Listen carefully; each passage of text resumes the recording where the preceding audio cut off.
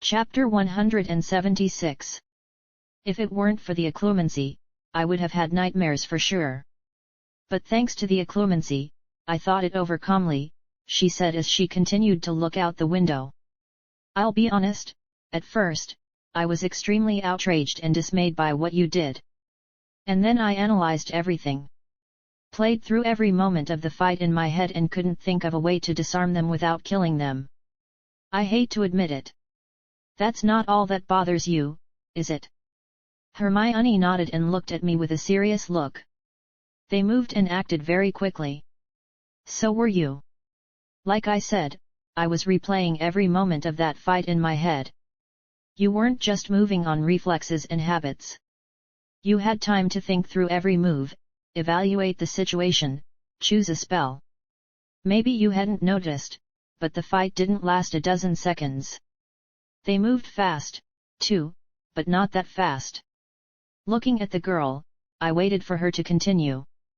Our training is ineffective in terms of fighting. We're pretty gentle, as I've seen us do spells and learn magic and stuff. It does help against peers, but an adult wizard is different. Do you want to intensify your training? Yeah. You know, in the regular world, the ones who reach heights are the ones who almost go over the edge of their capabilities. I don't want to become a real fighter, no. But I don't want to find myself in a similar situation, only without anyone to help me and unable to resist on my own. I think I could handle one of those attackers. Maybe two. And our training, it's so. You know, it's fun. It's all really fun when they don't want to kill you, and you don't have to do it. Maybe dueling is my thing. Maybe. You know, in the month that Lady Greengrass has been chasing me, I've been on the verge of death several times a day. I shudder to imagine how many different potions it took for me to recover constantly. That's despite the fact that I have enhanced regeneration. Because of lycanthropy. Who knows? I shrugged. Really harsh training must be accompanied by equally brutal injuries. Madame Pomfrey would very much disapprove if we practiced in such a brutal fashion. And then Dumbledore will sit on our brains with lectures about how children shouldn't torture themselves like this, preparing as if for the elite troops. We'll think of something, Hermione nodded confidently. I don't want to find myself in a situation like this and realize that I'm just a victim. And yet Lady Greengrass said they were just scum from the Nocturne. Maybe not such scum, but then what are the average wizards capable of? We spent the rest of the trip exchanging notes, making new ones, pondering obscure points in the materials from the restricted section, and compiling a selection of potions, spells, and rituals that could help with our training. During this undoubtedly interesting activity, time flew by, and now it was finally dark outside the window, and the rain continued to pour as if from a bucket. We left the compartment one by one, giving each other time to change into our school uniforms. Just in time for our arrival at Hogsmeade.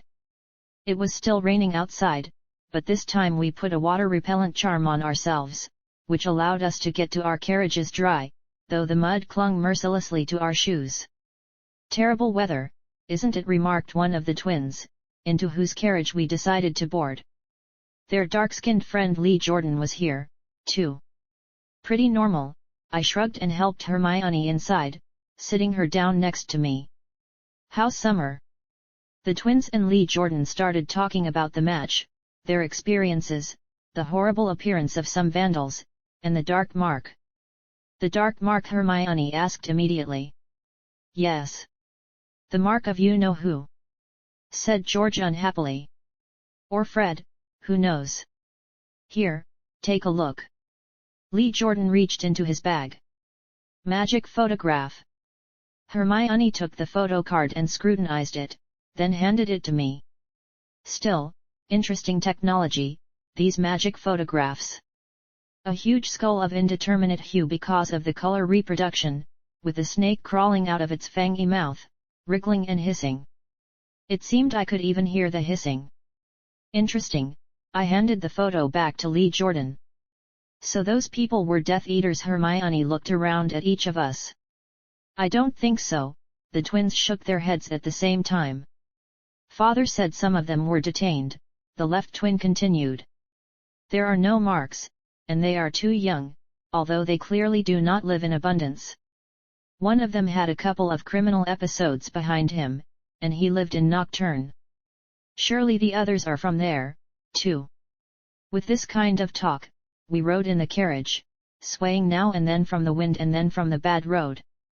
Glancing now and then at the approaching great Hogwarts, the lights in the windows of which glittered through the wall of pouring rain.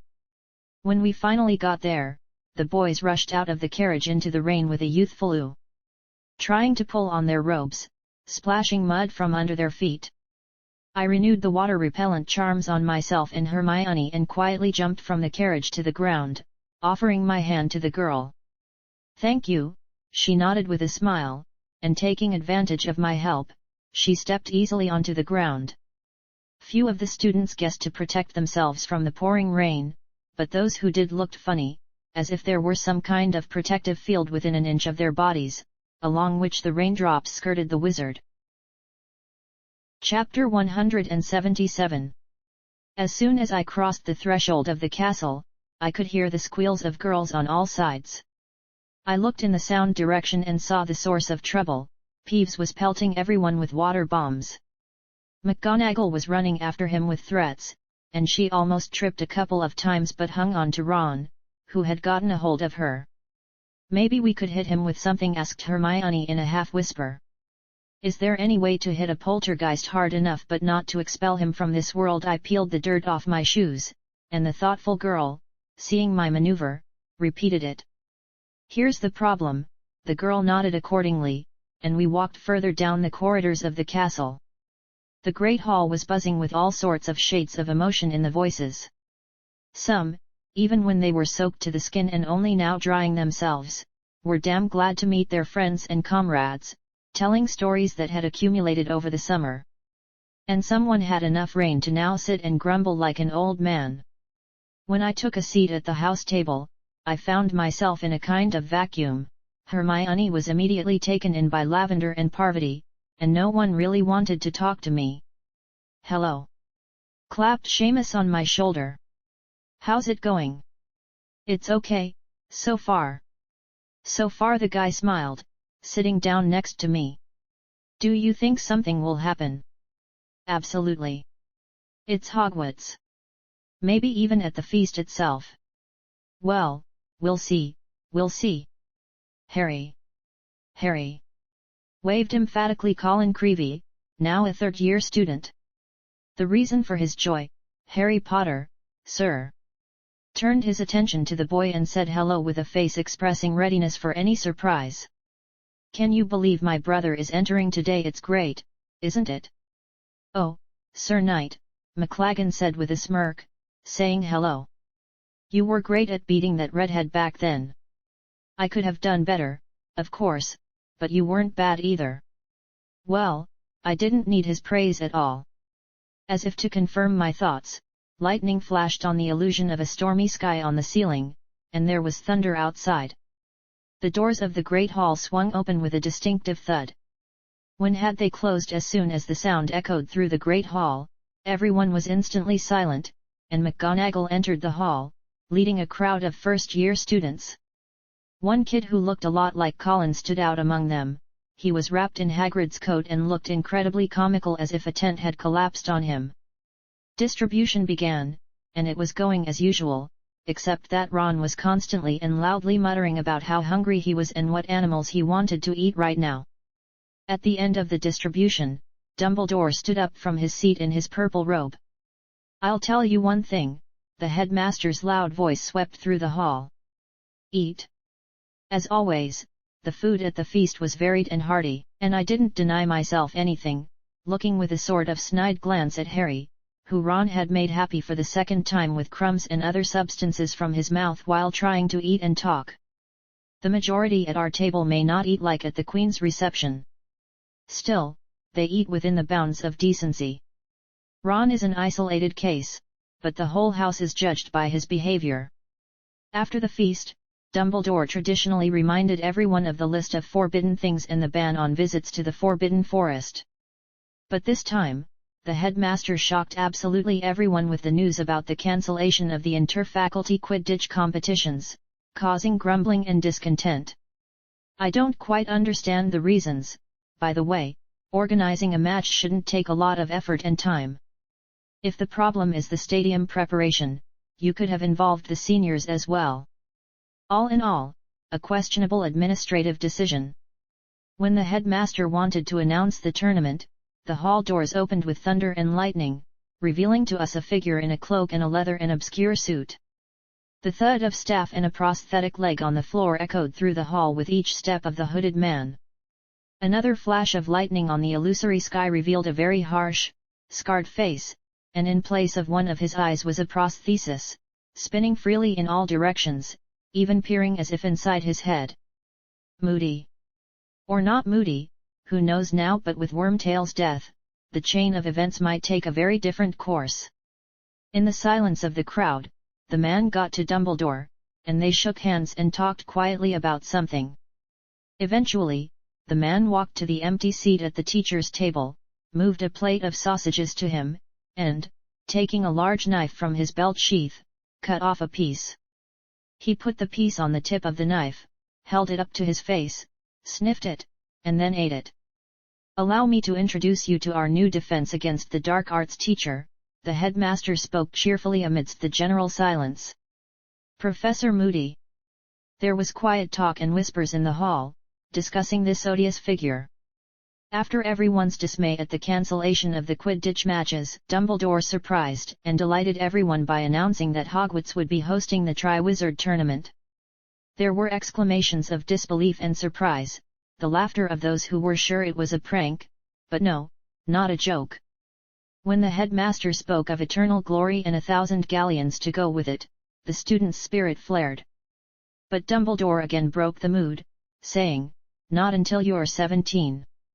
The Weasley twins promised themselves and each other to bypass this restriction because they were almost 17, and it wasn't fair.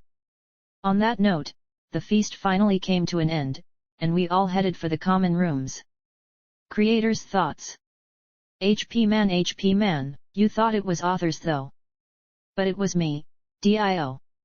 Comment. 13 comment. Oat.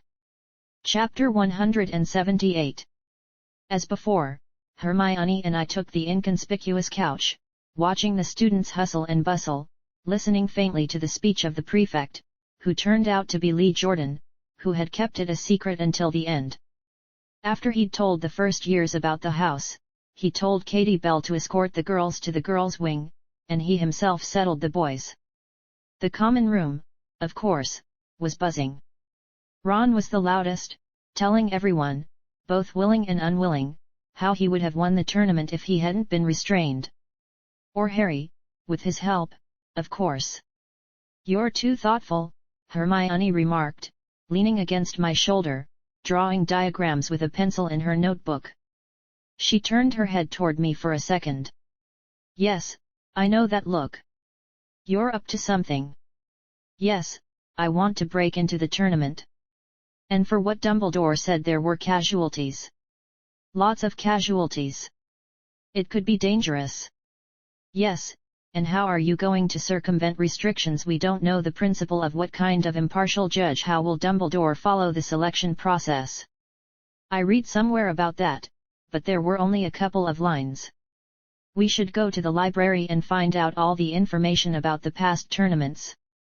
After that, we can think about it, but anyway, Dumbledore can certainly stand in person at the application process and keep a close watch, but you know, there's nothing else for him to do. There's going to be some magic. That's understandable. Why do you need this? Hermione went back to drawing diagrams.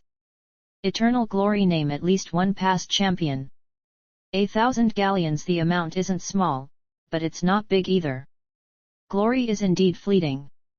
However, it will be relevant in the years to come after the tournament.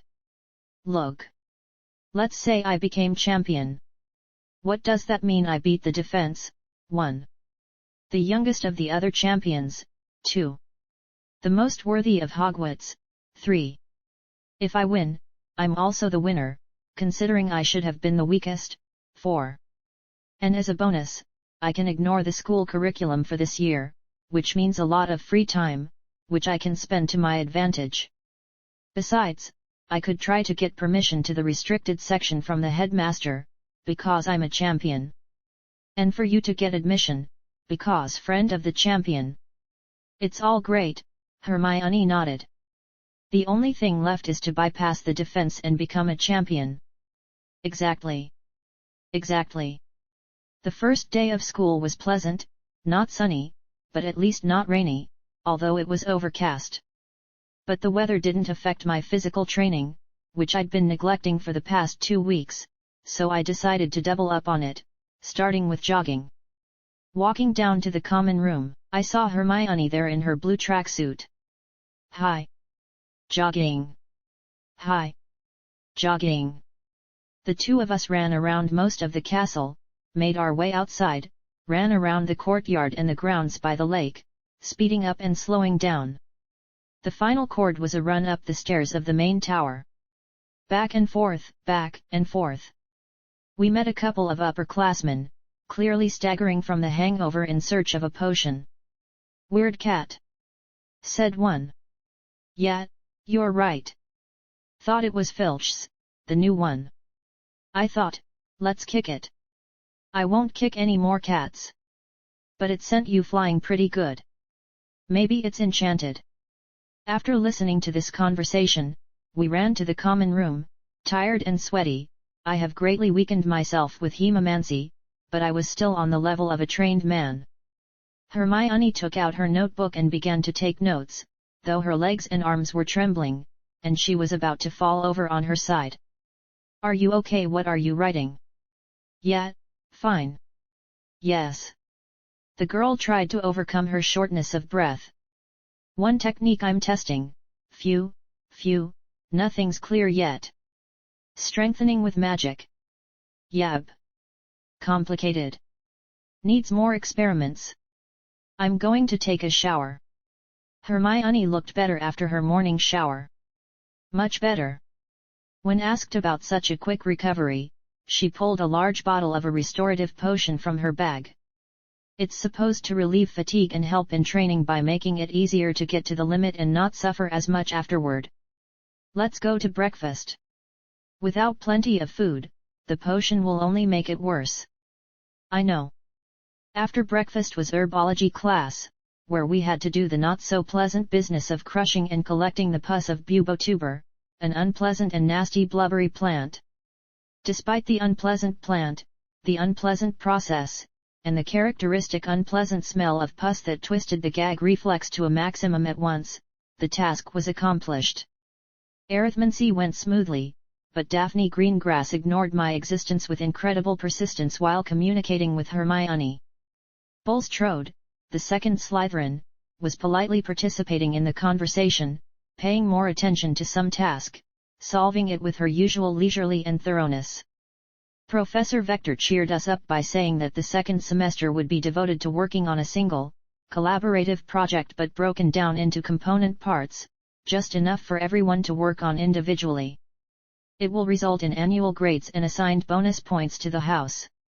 In principle, I don't care, but it might turn out to be something interesting. Chapter 179.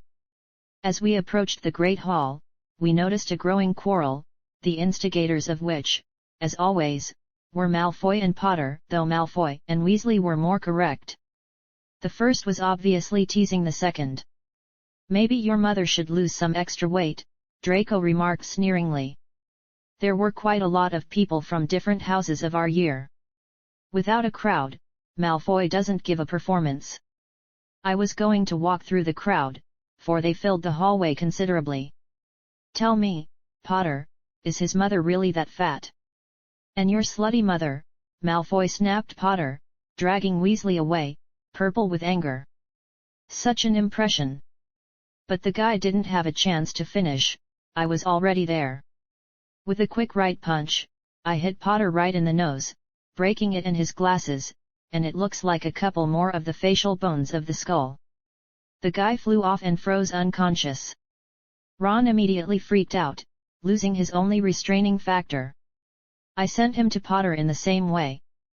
Ha, grinned Malfoy, but I did not pass him by either, grabbing his ear and twisting it so that he fell backward, on one knee, grabbing my hand. Don't insult other people's parents, and they won't insult yours. And if they do, kick them right away.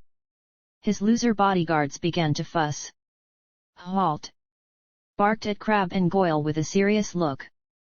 Surprisingly, they stopped. You, Draco, should have been flogged as a child, then you would not have dishonored the house. Got it. A spell flew at me from the side of the stairs, but I did nothing, seeing, out of the corner of my eye, Hermione standing beside me, already setting up the Protego-Reflecto. The ray bounced right back into Moody, but he used the Reflecto to turn it into Peeves, who appeared at the noise, turning him into a ghostly ferret. Letting go of Draco's ear, I shifted my gaze to Moody. Interesting business, the professor remarked in a hoarse voice, walking briskly down the stairs, limping over his prosthesis. Nothing new, though. Moody came close to us. He examined me carefully. It's you. A very ambiguous statement, Professor. Oh, don't try your fancy talk on me, boy. Were you in that alley on Christmas Eve? I've been in a lot of alleyways around Christmas time. This is the time of year when you can't help but wander the alleys. Okay, not under interrogation, fighter, Moody slapped me on the shoulder. But you've been conjuring pretty good for a second-year student. Probably even better now. Moody looked around at the frozen and attentive students. Even Potter and Weasley were still lying there, and Malfoy had already crawled away, like a snake. What's the matter? Moody barked, making the students jump. Grab those two losers and take them to the hospital wing. Rookies. There was a commotion all around, and the students, like ants, picked up the two bodies and dragged them in a common stream to their anthill. What's going on here? Asked a sternly approaching McGonagall. Your students are pretty clumsy, Minerva, grumbled Moody. Falling with their faces on the floor, fainting. They need to be flogged to keep their balance. We don't practice corporal punishment here, Alastair. Unlike in your training camp. And in vain. Isn't it time for dinner? Leaving the topic, Moody marched into the Great Hall, tapping either his staff or his prosthesis on the floor. We also went to the large hall, where Seamus and the twins sat down next to me. You shouldn't have slapped Harry like that, Finnegan remarked as he began to serve himself the meat dishes that had appeared with side dishes. He didn't mean to insult you, did he? But he did. He has to think. If I wanted to insult Ron and talk about his parents like that, not only would I insult him, but I'd insult all the Weasleys. Right? I glanced at the twins. Well, that's true. And Ronnie got hurt again. Even a little pathetic. And when will he learn to hold back? I wouldn't have touched him if he hadn't come at me with his fists. Shall we have lunch? Looked at us, Hermione. We could have a debriefing later tonight. By the way, George, Fred, any information on the tournament and how it's going? I don't want to spend too much time in the library. You've come to the right place, young knight. Brothers Gret and Forge will share their great and inscrutable knowledge. Following your example, obtained from the library. Listen up. Chapter 180. The twins told us the history and rules of the Triwizard Tournament while we young Padawans were satisfying our first, second, and third hunger. The idea and concept have been very simple for God knows how many years. The selection is made with a goblet, sheets with names and school affiliation are thrown into it. The goblet is enchanted so that it considers candidates from only 3 schools, Hogwarts, Beauxbatons, Durmstrang. If someone particularly gifted decides to make up his or her own school or sign up for another existing school, his or her application will not be considered at all. The goblet chooses the best candidate from each school, although the selection criteria are unclear and are not specified anywhere. The chosen champion must participate in every stage of the tournament because the goblet works on the principle of the blood contract, the consequences of failing to comply with which can easily drive you into the coffin. The tasks can be very different, but there are always monster and mystery. Monster. No lower than the 5th class of danger. 500 years ago, they were fighting a basilisk, nodded the left twin. And in 1792, they were catching cockatrice. A lot of people got hurt. Yet. Hermione looked at the twins and me as if we were mentally ill. And you voluntarily want to participate in something like this? You, the twins looked at each other, immediately shifting their gaze to me. You too? Me, too. Brother Forge. Yes, Brother Gred. Do you think the book knight will find a way? Not before us, brother. Let's hurry up and get to work. Food first. Right. Gradually, those who had so briskly scattered away from Moody returned to the hall. Ron and Potter came back as well, glancing in my direction grudgingly. To hell with them. The days flew by rather quickly. Rumors swirled around the school about how cool or cruel Moody was in class, or about the strange new cat that had discouraged half of Hogwarts from kicking animals in 2 days. Some had cats as pets, by the way, and there were 2 theories. Someone decided to protect their pet with amulets and artifacts.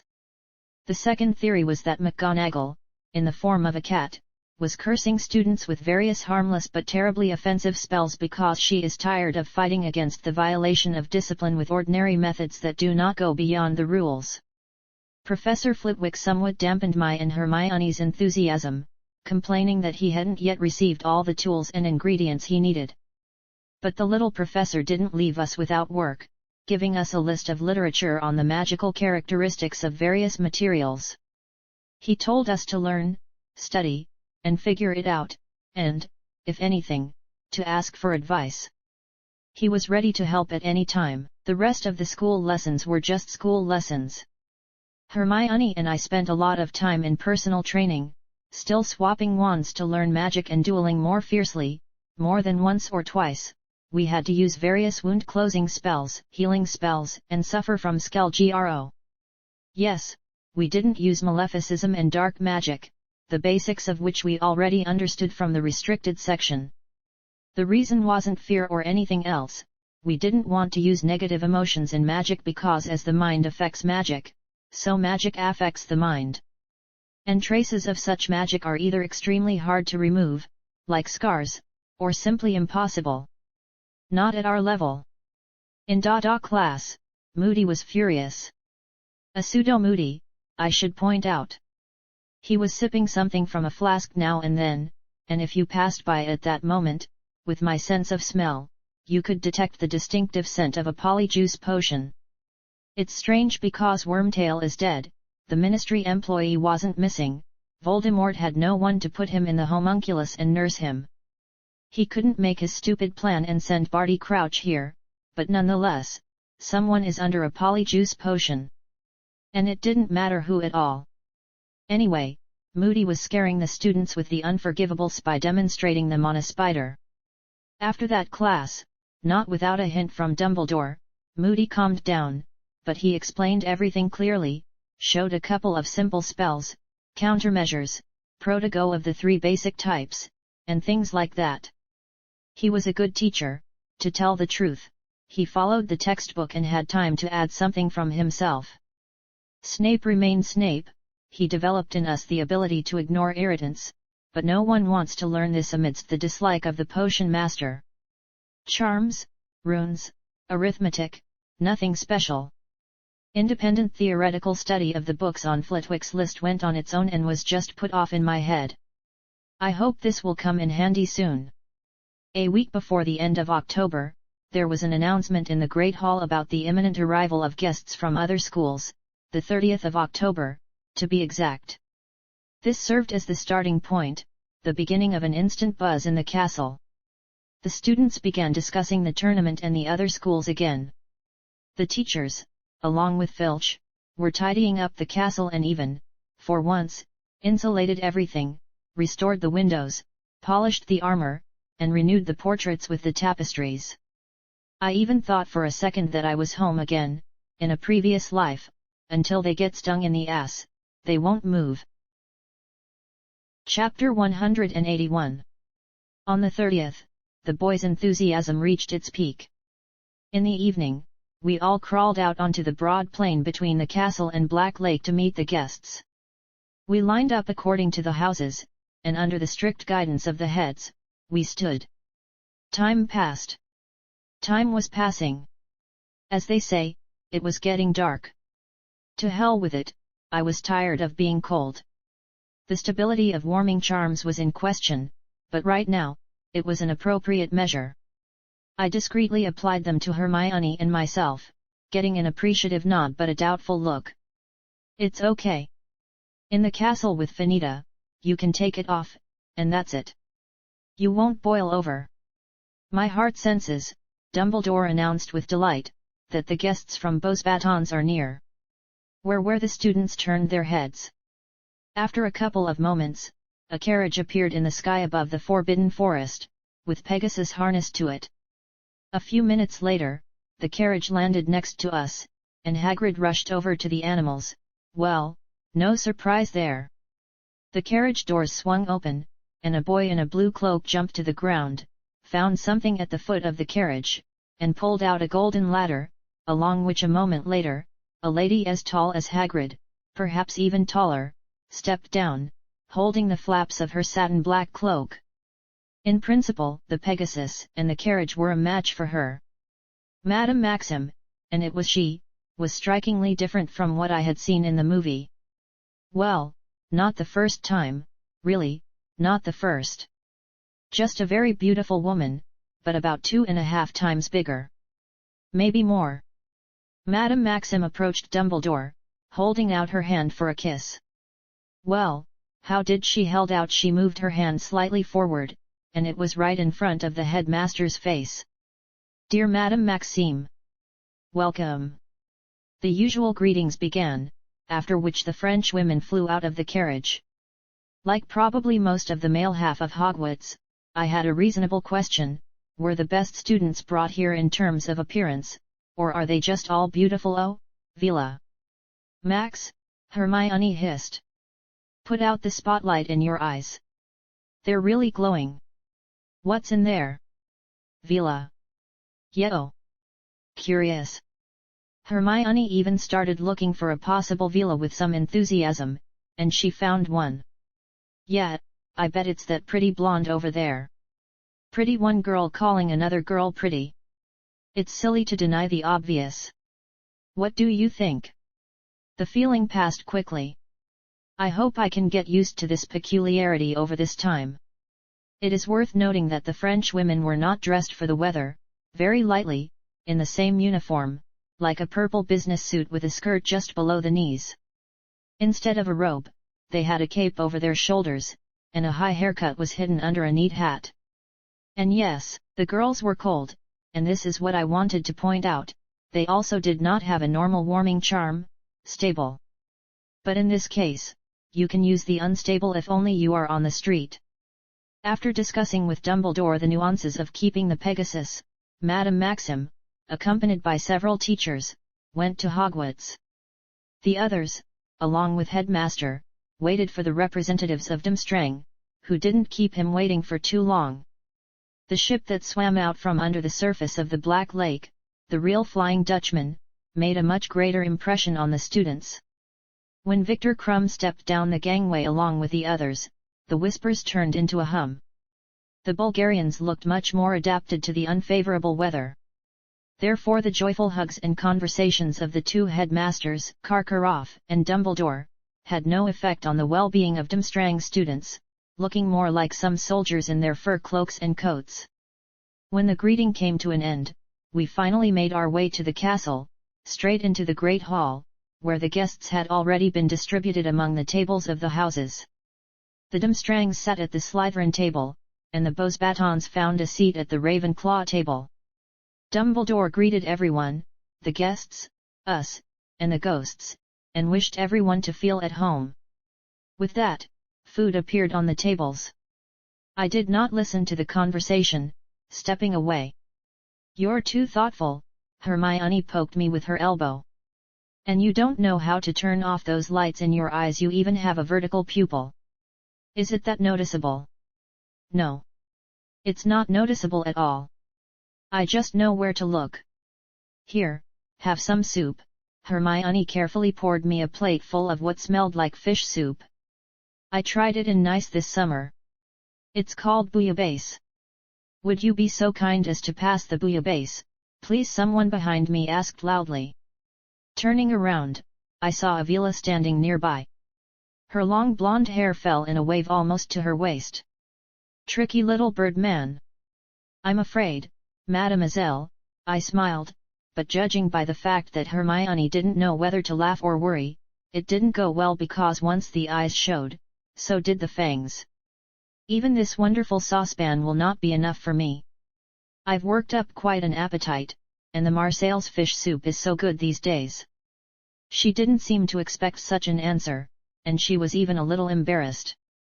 The boys around her were staring at her, and Weasley was drooling. Harry, on the other hand, was doing all right. I can't feel the charm on me, and the hot chicken effect, as I call it myself, is almost gone. Will you refuse the dear lady? Smiled the Vila, showing off her smooth white teeth. The charm seemed to hit with a new dose of power, and what amused me was that some of the girls began to look at the Vila not with distaste but somehow thoughtfully. For the sake of interest, I checked Hermione, waiting for the denouement. In a whole pot? Absolutely, I nodded back. But I can offer to join us for dinner, at this table, and then at least one portion will surely go to the lovely mademoiselle. If, of course, someone stops depriving the mind of the people around them. Vila shot a glance, snubbed her nose, and with a smile letting it be known that the fish soup is not worth sitting among the droolers, withdrew. So you asked Vila to join us? Are you sure the charm doesn't work on you? Hermione asked with a smile, returning to her food. That's what I wanted to find out in a relatively safe atmosphere. Chapter 182. After a few minutes, the boys more or less came to their senses. Like many of the boys, Ron was dreaming with a goofy smile, picking at his food aimlessly. The girls glanced disgruntledly at the boys, at the Vila, and with surprise at those of their friends who suddenly realized a sudden interest in the Vila. I guess, Hermione smirked, glancing at girls like that. Vila's charm doesn't affect people by gender. Yet, I see it's a day of discovery for a lot of people. Barty Crouch Sr. and Ludo Bagman joined the professors during dinner. When the plates were empty, Dumbledore spoke again, introduced Crouch and Bagman to everyone, and Filch finally brought out the casket with the goblet in it. It was placed on a separate pedestal next to the high table.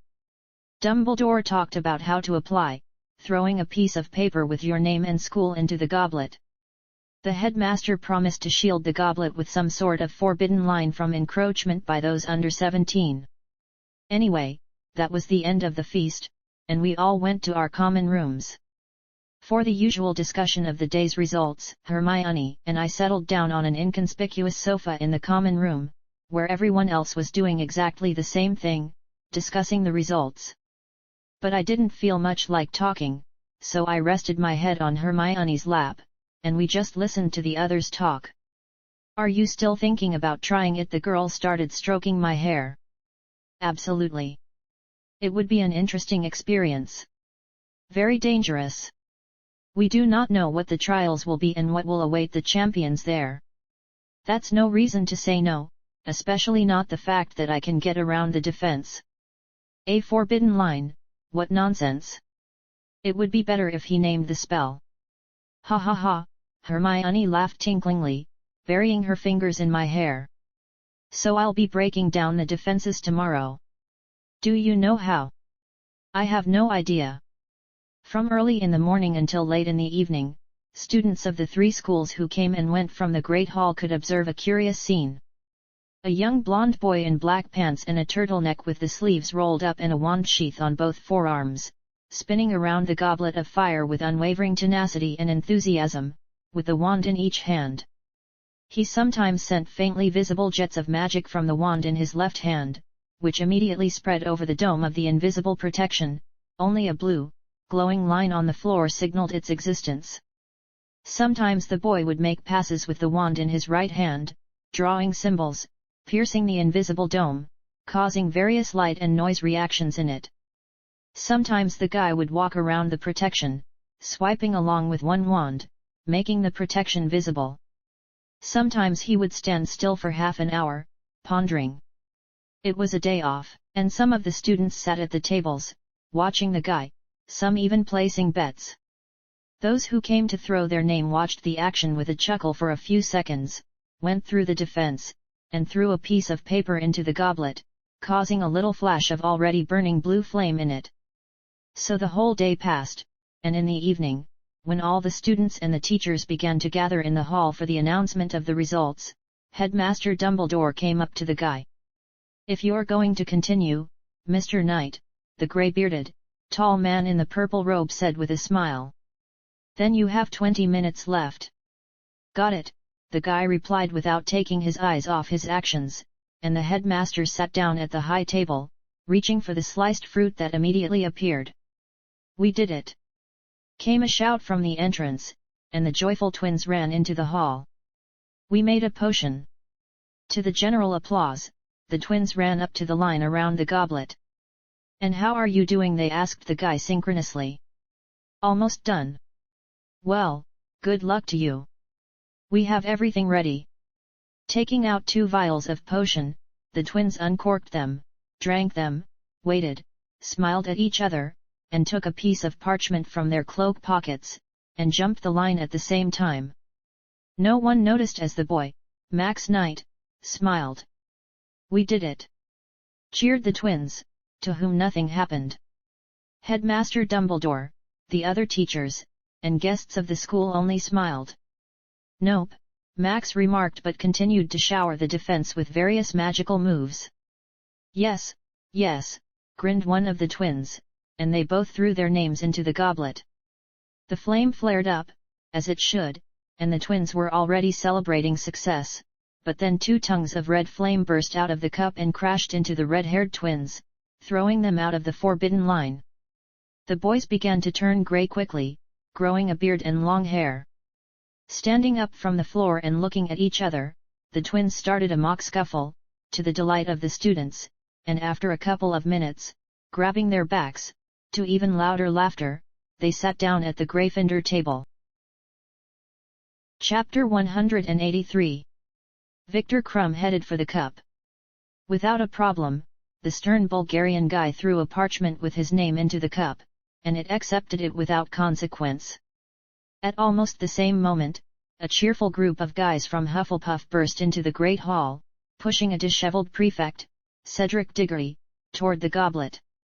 He, like Crumb, had no problem with the cup, throwing his name in it. The French girls, as it turned out, the most disciplined, had settled the matter since early in the morning, and so everyone just sat and waited for the results. Suddenly the entire dome of protection, around which Max Knight had been spinning for well over an hour, with another touch of the wand in the guy's left hand, began to shimmer in all the colors of the rainbow, as if pearly but still as nearly transparent. "Found it," Max said with a smile, and everyone held their breath in anticipation of failure. Well, or something else. Even the professors at the table were looking interested. With the wand in his right hand, Max touched a section of the dome with a red hue, pulling out a thread of red at the tip and as if he had attached the thread to the wand in his left hand. Next, the boy pulled out orange, yellow, green, blue, and purple threads, hooking them all along the length of the wand. These threads intertwined in an intricate pattern, stretching from the wand in my left hand to the dome of protection. He gripped the wand from his right hand with his teeth and began to move his fingers through the intricate threads in a weightless motion, expanding and unraveling them with each passing second, threading one through the other. The movements became more confident each second, and the intricate threads disappeared, they simply stretched in the air, one next to the other. Taking the wand in his right hand again, the boy swiped it along the lines, waved both hands, and the dome of protection parted before him, as if it had opened, breaking up into similar strands. But only in front of him. Still holding his wands apart, with a victorious smile, the boy walked through the protection and grabbed the wand from his right hand with his teeth again. Then he pulled a piece of parchment from his pocket and threw it into the blue flame of the goblet. It burst into flames and accepted the parchment. Max took his wand in his hands again, stepped out from under the glowing dome through the opening created, and with a couple of movements of both wands, restored the integrity of the dome. Just in a moment, it went out, leaving behind only a glowing line on the floor. Silence. A completely insane but tired smile played on Max's face. Glancing at the potions professor, the guy grinned even wider. Stupid wand waving against potions, 1-0, and nodded toward the aging twins holding their backs. Severus Snape merely snorted. The hall erupted in applause. Even Dumbledore rose from his seat and clapped his hands with a satisfied, smiling face. Professor Flitwick couldn't find his place. For what fine work! As soon as Max took a seat on the bench next to Hermione, who smiled at the boy, Headmaster Dumbledore glanced at the hourglass on the high table, stood up, and walked over to the goblet. The hall fell silent. The Goblet of Fire is about to make a decision, Dumbledore began. I think it needs another minute. When the names of the champions are known, I will ask them to come to the table and proceed to the room adjacent to the hall. The headmaster pointed to the door behind the high desk. There, they will receive instructions for the first round of competition.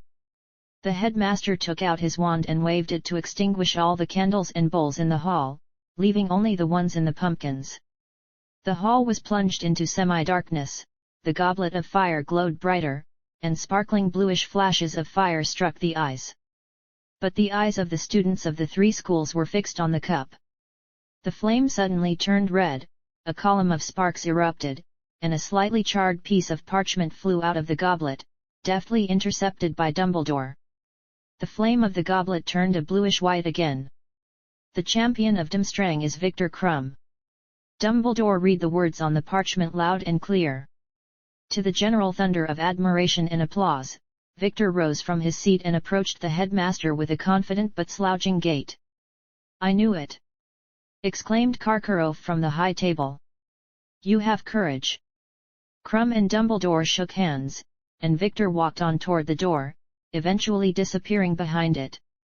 The noise in the hall gradually died down, and the students' attention was once again drawn to the cup. Suddenly, just like the last time, the flame flared red, and another piece of parchment flew out of the cup. The champion of Beaux Batons is Fleur Delacour, announced Dumbledore. The blonde girl, who looked so much like Avila, rose easily from her seat and, with a flying gait, approached Dumbledore, sat down in a curtsy, and after receiving a rather respectful nod from the old man, disappeared behind the same door. The hall fell silent again in tense anticipation. It was the same again. Another parchment with a name burst out of the flame, flushed for a moment. The headmaster ran a glance over it and smiled, whispering almost inaudibly, Wow! The Hogwarts champion is Maximilian Knight. Why him? Yelled Ron Weasley indignantly, jumping up from his seat. Damn it, even that Diggory would be better. The hall erupted in simultaneous laughter and applause. The grey-haired old twins wanted to pat Max on the shoulder, who got up from his seat, but clutching at their lower back, they collapsed back at the table. The guy walked over to the smiling headmaster. Glad you not only decided but were able to participate in something other than studying the library, Mr. Knight. Dumbledore shook the boy's hand with a smile. I'll tell you a secret, it's all for the sake of the library. May I have a note of permission for the champion and his friend? The headmaster smiled even wider, though his beard hid it. Dumbledore flashed his glasses and said to Max. We'll discuss it tomorrow. Chapter 184. Max was about to walk through the door, and the headmaster began to speak his closing speech as the goblet flashed red again, only brighter than before. Another parchment flew out of the goblet, and the hall fell silent again. The headmaster intercepted the burnt piece of paper and stared at the text for a long time. Everyone stared at the headmaster. Coughing, he finally read. Harry Potter. A gloomy silence hung in the hall. It seemed as if from one end of the hall, one could hear the beating of a wizard's heart at the other end. Harry Potter. Is there a Harry Potter in the hall? The boy stood up uncertainly, looking at everyone around him with incomprehension. And why am I not surprised, came Max's voice in the silence, halfway through that very door. A medium-sized cozy room with a fireplace, sofas and armchairs, tables with all sorts of snacks, and small incomprehensible artifacts turned into the epicenter of heated debate. We, 3 school champions, listened to the headmasters and teachers bicker with each other. There was Harry Potter, the culprit of all the confusion, and Moody, and Snape, tirelessly blaming Potter for everything, arguing very simply, "It's Potter's fault, I know it is, it's always his fault." Poor Ludo Bagman, a rather simple big man with a baby face, didn't know what to do. His eternal cheerfulness had no place here, which made the wizard seem superfluous to himself. Crouch Sr., stern, prim, and businesslike, just stood by and watched. "That's not fair, Dumbledore!" shouted some. "What the FCK, Dumbledore, you have 2 champions," said others. "It's all a set-up and cheating, and this is after so many negotiations and concessions," rebuked a third. "Whoever threw Harry's name into the cup unequivocally wants him dead." "No word," lied Moody. "Dumbledore is God, and the rest of you are bastards." McGonagall defended the headmaster.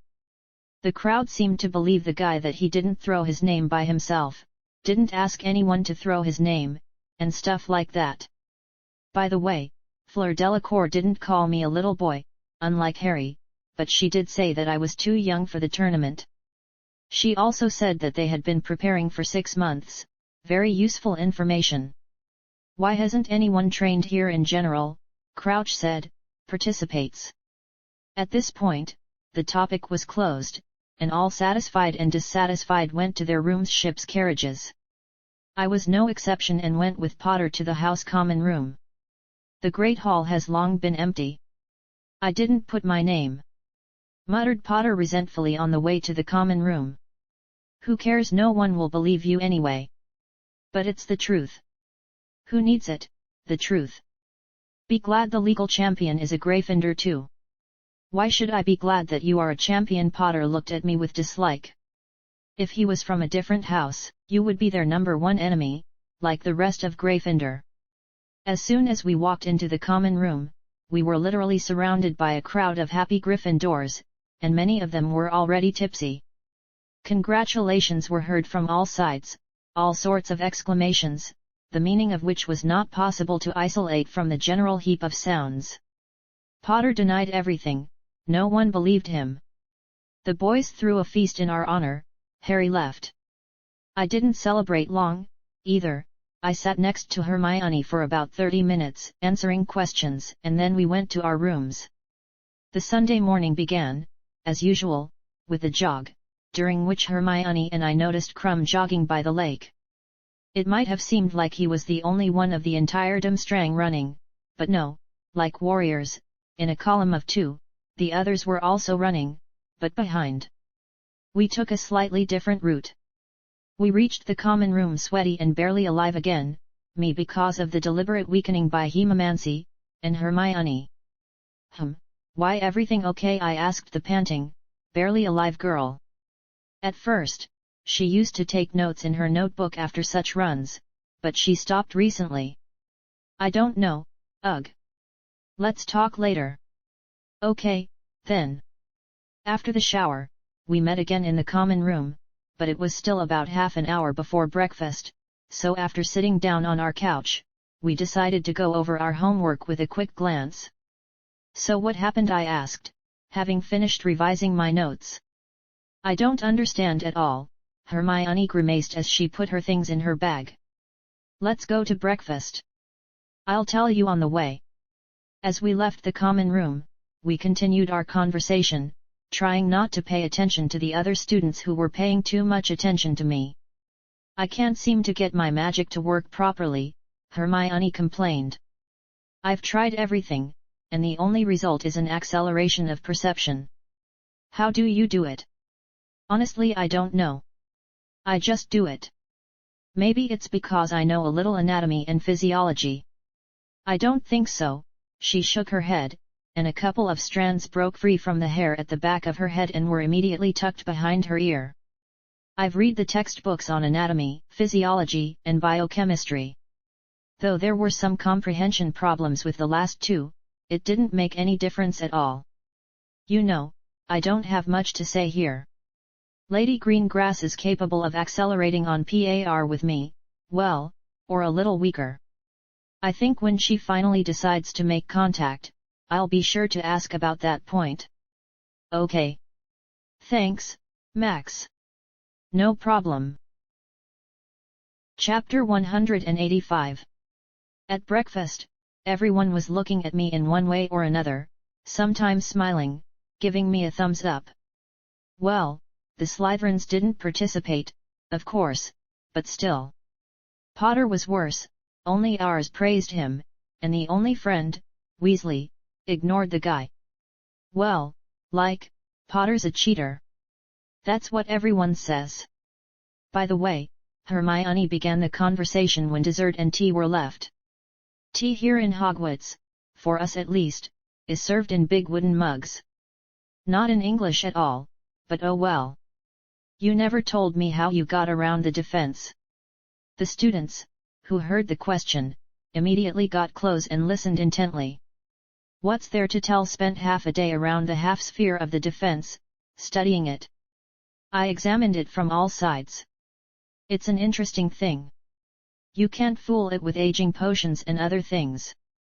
It very clearly gathers data from the body, and you cannot cover yourself with magic. The dome was not solid, like a bubble, but of the smallest threads. Eventually, I isolated the individual supporting structures, weaved the threads together, and gently pulled them apart with a little spatial manipulation. Then you saw what happened. What kind of manipulation is that? Asked Seamus, and the twins nodded in agreement. Oh, it's probably from the area of enchanting objects for invisible expansion, Hermione nodded as I tried to formulate an easier answer. That's where you have to play with space, too. I didn't understand anything, Seamus nodded importantly. But it was very beautiful. We could witness everyone's dislike for Harry throughout the day, and Hermione began to get annoyed with how many girls began to study me as we walked the corridors. So now, in the evening, while everyone was going to dinner, we were going to study, and food could be asked to be brought by our familiar house elf, Timmy. All the time, they didn't pay any attention to you, but when you became a champion, they made eyes at you. Miona, we've only been seen in class before. That doesn't change anything. A girl from Hufflepuff smiled coquettishly, and Hermione grabbed my hand in a proprietary manner. I had to bend her arm at the elbow. At least some benefit from them. You were kind of against relationships while you were studying. What changed? Hand in hand, we made it to one of our study rooms that way. Maybe we should move to the Roar or the secret room. I'm beginning to question the rationality and sanity of that approach. Then let's be a couple. Opening the door, I let the girl go forward. Hermione cleared the office of dust with a couple of strokes of her wand. I haven't decided yet, frankly. Okay, according to the standard program. Yeah. Then, please, give me your wand. We spent 2 hours slowly practicing creating spells with someone else's wand, practicing just releasing and feeling magic. We were trying to do things like ignitions and other stuff with underage magic, but, as always, the most effective was the practice with water levitation. Of course, I had Rowena's help in this, and my efficiency was higher, but Hermione didn't give up, and most importantly, she did not envy me. A little snack of sandwiches and tea, brought by the happy Timmy, and then I started practicing various attacking and defensive charms. However, for this and subsequent workouts because of the tournament, we decided not to kill ourselves and worked on the speed of spell creation, marksmanship, and speed of target changing. For this purpose, we transfigured simple targets. One quickly levitated them and hid them behind transfigured hiding places while practicing controlling multiple objects and dividing attention, and the other was attacking. "Meow," came from behind me. "Who said?" Meow glared Hermione, stepping to the side in a dancing step just in case and holding her wand to her face as she felt more comfortable. I glanced around the classroom and noticed a cat in the corner of the chair. It was white, with blue eyes. She was sitting in a typical cat pose and just staring. "Oh, kitty." A slight smile appeared on Hermione's face. "Isn't that the kitty they're talking about these days?" "Maybe. Also, it could be an animagus." "It could be," Hermione nodded, quickly throwing an animagus reversal spell at the cat. The cat, however, only looked at us perplexed. "It's all right. It's just a normal cat." Hermione quickly got close to the cat that was examining her closely. Before she could squeak, she was captured, on her knees, and stroked. "It'll be funny if it's still an animagus but somehow protected from all sorts of magic." I crouched down next to Hermione and scratched the sluggishly resisting cat behind the ear. A couple of minutes later, the cat was majestically sprawled on the girl's lap, purring softly. Suddenly the cat raised its head and looked toward the door, jumped off Hermione's lap, and quickly disappeared in an unknown direction. Much to our puzzlement, the classroom was closed. The door opened, revealing Professor McGonagall. "Mr. Knight, Miss Granger." "Professor," we stood up and nodded respectfully in greeting. "You are summoned by the headmaster, Mr. Knight. Do you need my presence?" "No, Professor." "Good. The headmaster has a preference for sugar toffee today." With those words, the professor glanced around the classroom, appraised the piled targets and other transfigured junk in the corner, and left the classroom. "I'll go to the common room," then, Hermione began to undo the transfiguration of the objects, tidying up the classroom at the same time. "I will accompany you." "Okay." Chapter 186. Having quickly restored the damage caused to the class, we reached the portrait of the fat lady, from where I went alone to the headmaster's office. A statue of a gargoyle guarded the passage to the headmaster's office in an alcove. "Sugar toffee," I called the password quietly, and the gargoyle began to turn, lowering itself down, thus opening the way to the spiral staircase upstairs, after climbing which I knocked on the door of the headmaster's office. "Come in," came Dumbledore's muffled voice from the door, and I stepped inside. The headmaster's office hadn't changed. It's still just as spacious, with all sorts of magical things on the desks and cabinets. A little gloomy because of the dark time of day. Gloomy and dark, but every corner of this office was fairly well lit. The headmaster stood in the far corner of the office, near a bowl of water on a stone pedestal, and around the pedestal, close to him, were tall mirrors. "Come in, have a seat," the headmaster indicated with his hand to a chair near his desk. As I walked to the chair and sat in it, I glanced over at the phoenix that sat on its perch next to the headmaster's chair. Fox also looked at me studying, occasionally distracted by eating peanuts in a saucer. "Well," spoke Dumbledore, walking over to his chair and taking a seat. "Let me tell you, Mr. Knight, you surprised the professors and me by unraveling the age line. You have shown extraordinary magical sensitivity. Let me guess, that's what you need a second wand for, and it doesn't suit you at all." "You're right, headmaster." Just then, a white cat ran into the office, transforming into Lady Greengrass on the fly. Not in a dress, but in that pantsuit for training and in a rather odd cloth cloak with lots of almost invisible rune and symbol embroidery. "Ah, Mrs. Greengrass, you're just in time." The headmaster moved another chair from the depths of the office with a gesture of his hand, and Delphine hurriedly took it. "You don't mind if I tell Mr. Knight about some of our problems?" asked the headmaster. "I'm totally for it, headmaster." "Fine." Interestingly enough, the headmaster wasn't smiling. "I think I'll start with some sherbet lemon. Would you like some tea?"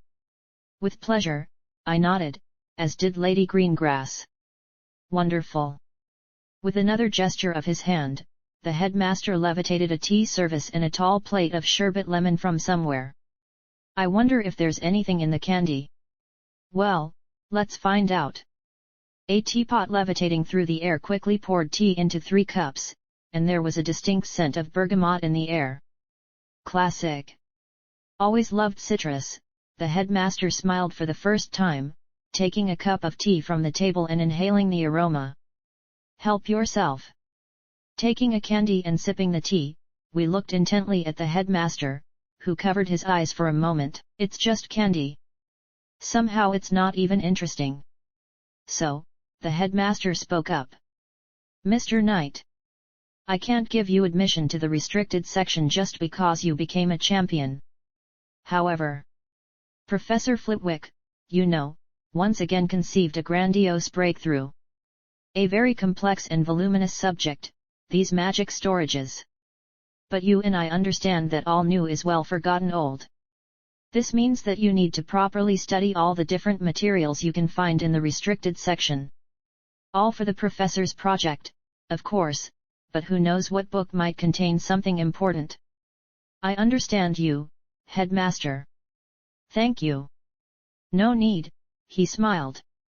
Now, as to Mrs. Greengrass's presence here.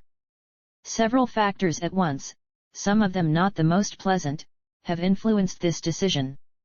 Would you like to tell it yourself? No, thank you, Professor, smiled Delphine. You're good at telling stories. I even regret that I studied with you as my professor for only a couple of years. Oh, come on, the headmaster smiled for a moment but then got serious. The situation is extremely ambiguous and incomprehensible. When Mrs. Greengrass asked about the possibility of a personal apprenticeship for you, Mr. Knight, I was extremely puzzled. A personal apprenticeship is not 1 or 2 lessons a day, but a much denser mentoring, incompatible with the school curriculum. There simply isn't enough time. I'm not even talking about the difficulty of registering Mrs. Greengrass as a member of the castle staff. There are too many rules and restrictions for outsiders, and they are not just written on a piece of parchment. Soon, however, the fact of Mr. Greengrass's disappearance became definitively clear. You may not know it, but the Greengrass family was actively involved in the organization of the tournament, along with several others, as were the ministries. We took a couple more sips of fragrant tea, and the headmaster continued. This fact has planted some misgivings in my soul. Do you remember this diary? The headmaster pulled an old black Tom Riddle diary, pierced with a basilisk fang, from his desk. Absolutely, headmaster. I personally destroyed it. Yes. Exactly, the headmaster turned the diary thoughtfully in his hands and placed it on the table. Even on that unfortunate day in October of 81, I suspected that Voldemort did not die completely, and I have received more than one confirmation of that fact in recent years. I tried for a long time to piece together the pieces of the puzzle. I went through my memories, over and over, but whenever the clues seemed to be in my hands, it slipped away. Some little detail that could explain all the horrible events that had happened. It was literally driving me crazy. Chapter 187. We took another sip, but the cups managed to get empty. More tea? Yes, please. The teapot circled again, filling the cups with tea, and the headmaster, meanwhile, continued his story. Knowing the history of the Greengrass family, I decided to try to ask Mrs. Greengrass to shed some light on the mystery of the diary, in exchange for admission to Hogwarts as checking and controlling party of the tournament. It would allow your presence here, he glanced at Delphine, quite officially. We came to an agreement, but there was no time. Among other things, not long ago, Mr. Potter told me about his constant nightmares. Nightmares where, in some abandoned house, he spied Voldemort's interactions with several wizards. By then, I already knew that Mr. Greengrass was missing, and I showed young Harry a magic photograph. Among those wizards was Henry. From what Mr. Potter could remember, Henry had somehow helped Voldemort in some way, in return for, freedom from the oppression of that cruel bitch. I assume he means you. Most likely. But you know. Wanted to object Delphine. Perfectly aware of the events of those years and the reasons why Henry found himself in such an unenviable position. Headmaster, I raised my hand as if in class. Do I even need to hear all this? So you, Mr. Knight, are already aware of the big picture, aren't you? In a way. There you go. And we don't talk about what you don't know. Now, where was I? Oh, yes. Another portion of tea pleased us, but the conversation didn't end there. Putting all the facts together, I got this picture. Henry, as someone who knows some secrets of Greengrass family, somehow helped Voldemort's spirit gain a body, albeit an extremely flawed one, judging by the description of what Mr. Potter saw. It's entirely possible, Delphine nodded. Various homunculi, artificial bodies, and the like. It's harder to keep the spirit in the body if the body is trying to simulate life. The headmaster thanked for the explanations with a glance. The setup with Harry at the tournament, the help to Voldemort from Henry, that knew about the tournament and knew its nuances. There's a reason for all of this. It's all a chain of the same events. Now, finally, I will ask Mrs. Greengrass to examine this diary. The headmaster handed the diary to Delphine, and she ran her wand over it several times before picking it up. I'm going to need some time. 10 minutes. My office is at your disposal, the headmaster nodded. Lady Greengrass rose from her chair and moved to a vacant desk a little away from us. She placed the diary on it and began to make passes with her wand. Why did you tell me all this, headmaster? Mr. Knight. Your participation in the tournament has to some extent freed Mrs. Greengrass's hands, and now she can fully engage in your training. However, your participation in the tournament is a very dangerous event, and in the light of recent events, this danger becomes somewhat uncertain. But is there really no way to cancel participation, at least for the Harry? The decision of the cup is undeniable. Nobody has the right to cancel it. We can only try to do everything possible to ensure the safety of the participants. But why not notify the others, the headmasters, the champions? And what am I going to tell them? Voldemort disrupts the tournament. They won't believe me until they see the Dark Lord with their own eyes. We inform you because you have met with the manifestation of the magic of this diary. Also, because of the apprenticeship with Mrs. Greengrass, you will be initiated into these secrets to one degree or another. Therefore, it seemed to me quite a reasonable act to express to you my fears about the tournament as soon as they appeared. By the way, I have a question. Why would Lady Greengrass be involved in all this at all? Let's find out from her now. I turned around and saw Delphine approaching us. She put the diary on the table and sat down in her chair. It looks like a Horcrux, but I can't tell for sure. I have no experience with such things, and after the destruction, there are only pathetic scraps of magical structures left. But no certainty. The headmaster frowned slightly, looking thoughtfully at the diary. You see, Professor, Herpo the Foul, one might say, was rediscovering the intricacies of working with the soul, the consequence of which was the Horcrux. The Necromancer Lodge does not interfere in worldly affairs and has not stopped the publication of a work on such barbaric work with the soul. Even though there are very few copies of this work, and the number of Horcruxes is even less, which is certainly a good thing. However, I personally have never had to study such a thing, and I hope I won't have to. There's nothing human about them, the headmaster grumbled dejectedly. Chapter 188. Dear Masters, I raised my hand again. Doesn't it bother you that Harry Potter is seeing things about Voldemort? Well, it's kind of, like, abnormal. No. Now that the information about the Horcruxes has been confirmed, it makes sense to diagnose Mr. Potter himself. That non-healing scar on his forehead, the headmaster looked at both of us. It worries me, but I myself could not understand in my time its essence and the reasons for its appearance. The necessary specialists, it so happened, do not make friends with me, the first rule of the Necromancer Club is not to tell Dumbledore about the Necromancer Club. Yes, Mrs. Greengrass, Mr. Knight had a question, what's the point of all this to you? It's simple. At first, I just wanted to teach Max so I could promote him to master faster. He's strong enough and knows a lot, and promoting him to master in a couple of disciplines won't be hard. I agree with you there, the headmaster nodded.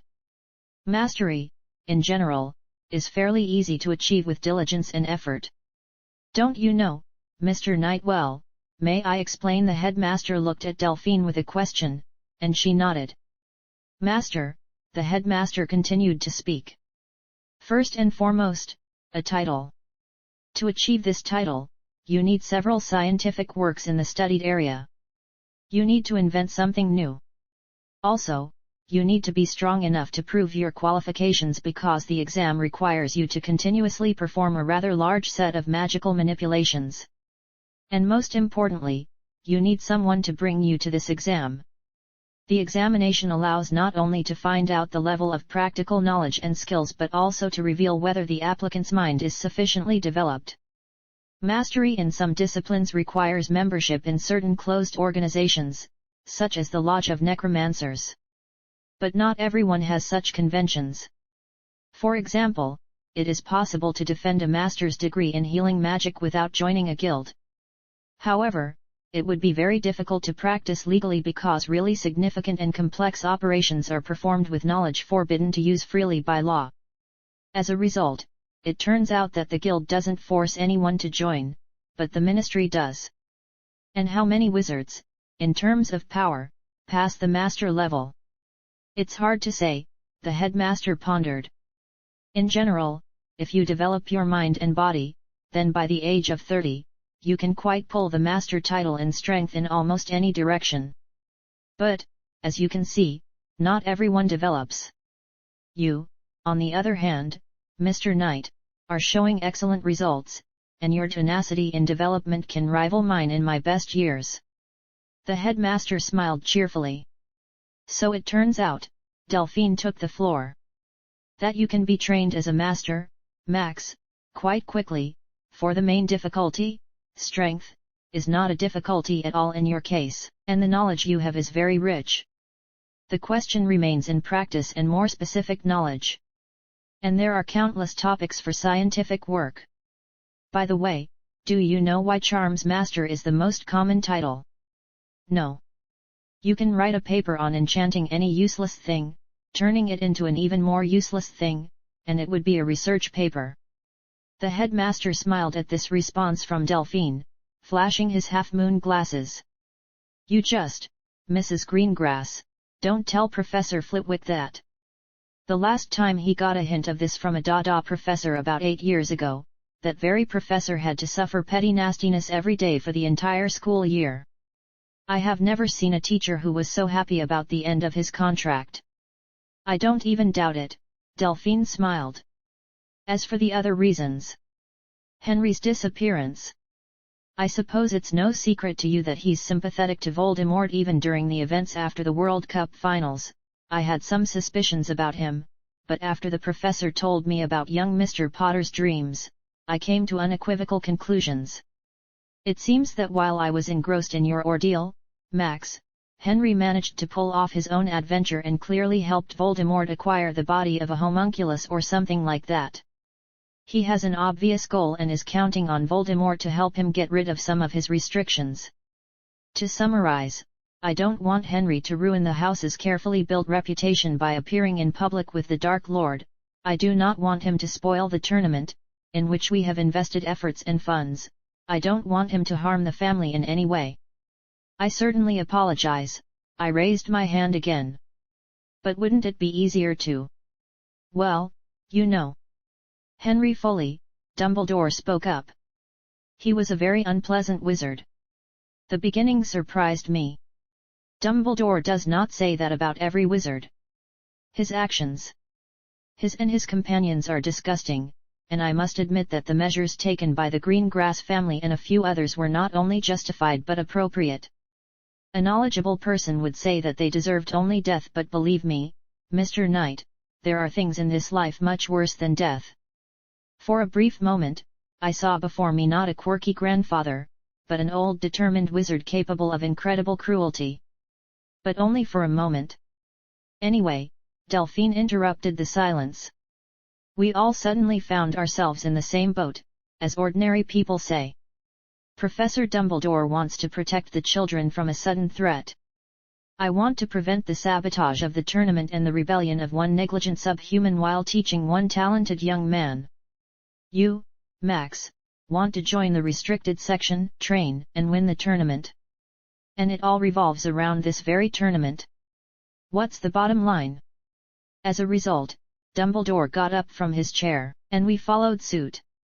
Everyone will do what they have to do. Before we disperse, however, I have a favor to ask of you, Mr. Knight. Don't misunderstand. You don't have to fulfill this request, but keep an eye on young Harry at the tournament. Believe me, we all need him, alive and preferably unharmed. I have already noticed that you are more of a Slytherin in character, and so, for this little request, I will not remain in debt. All right, Headmaster. If the trials will run in parallel, I'll keep an eye on him. But wouldn't it be easier to teach something to Potter himself? How can you teach something to someone who doesn't want to learn? The question was clearly rhetorical and required no answer, so I merely nodded, getting the same nod in return, and Lady Greengrass and I left the headmaster's office. On the spiral staircase, Delphine changed into a white cat, instantly climbing on my shoulder. You know, I spoke as we walked down the hall. Your presence on my shoulder is causing some cognitive dissonance. Meow. The cat jumped to the stone floor of the corridor, and a piece of parchment with lines of text appeared in the air. I deftly intercepted it and read it. Okay, tomorrow is tomorrow. I'll bring Hermione with me, too. Meow. The cat quickly disappeared into the shadows of the dark corridor, leaving me in a state of strange brooding. Somehow it all goes too well. But on the other hand, why can't two adult wizards simply negotiate for mutual benefit? After all, intrigues should not be everywhere. Although Dumbledore, as always, is hiding something.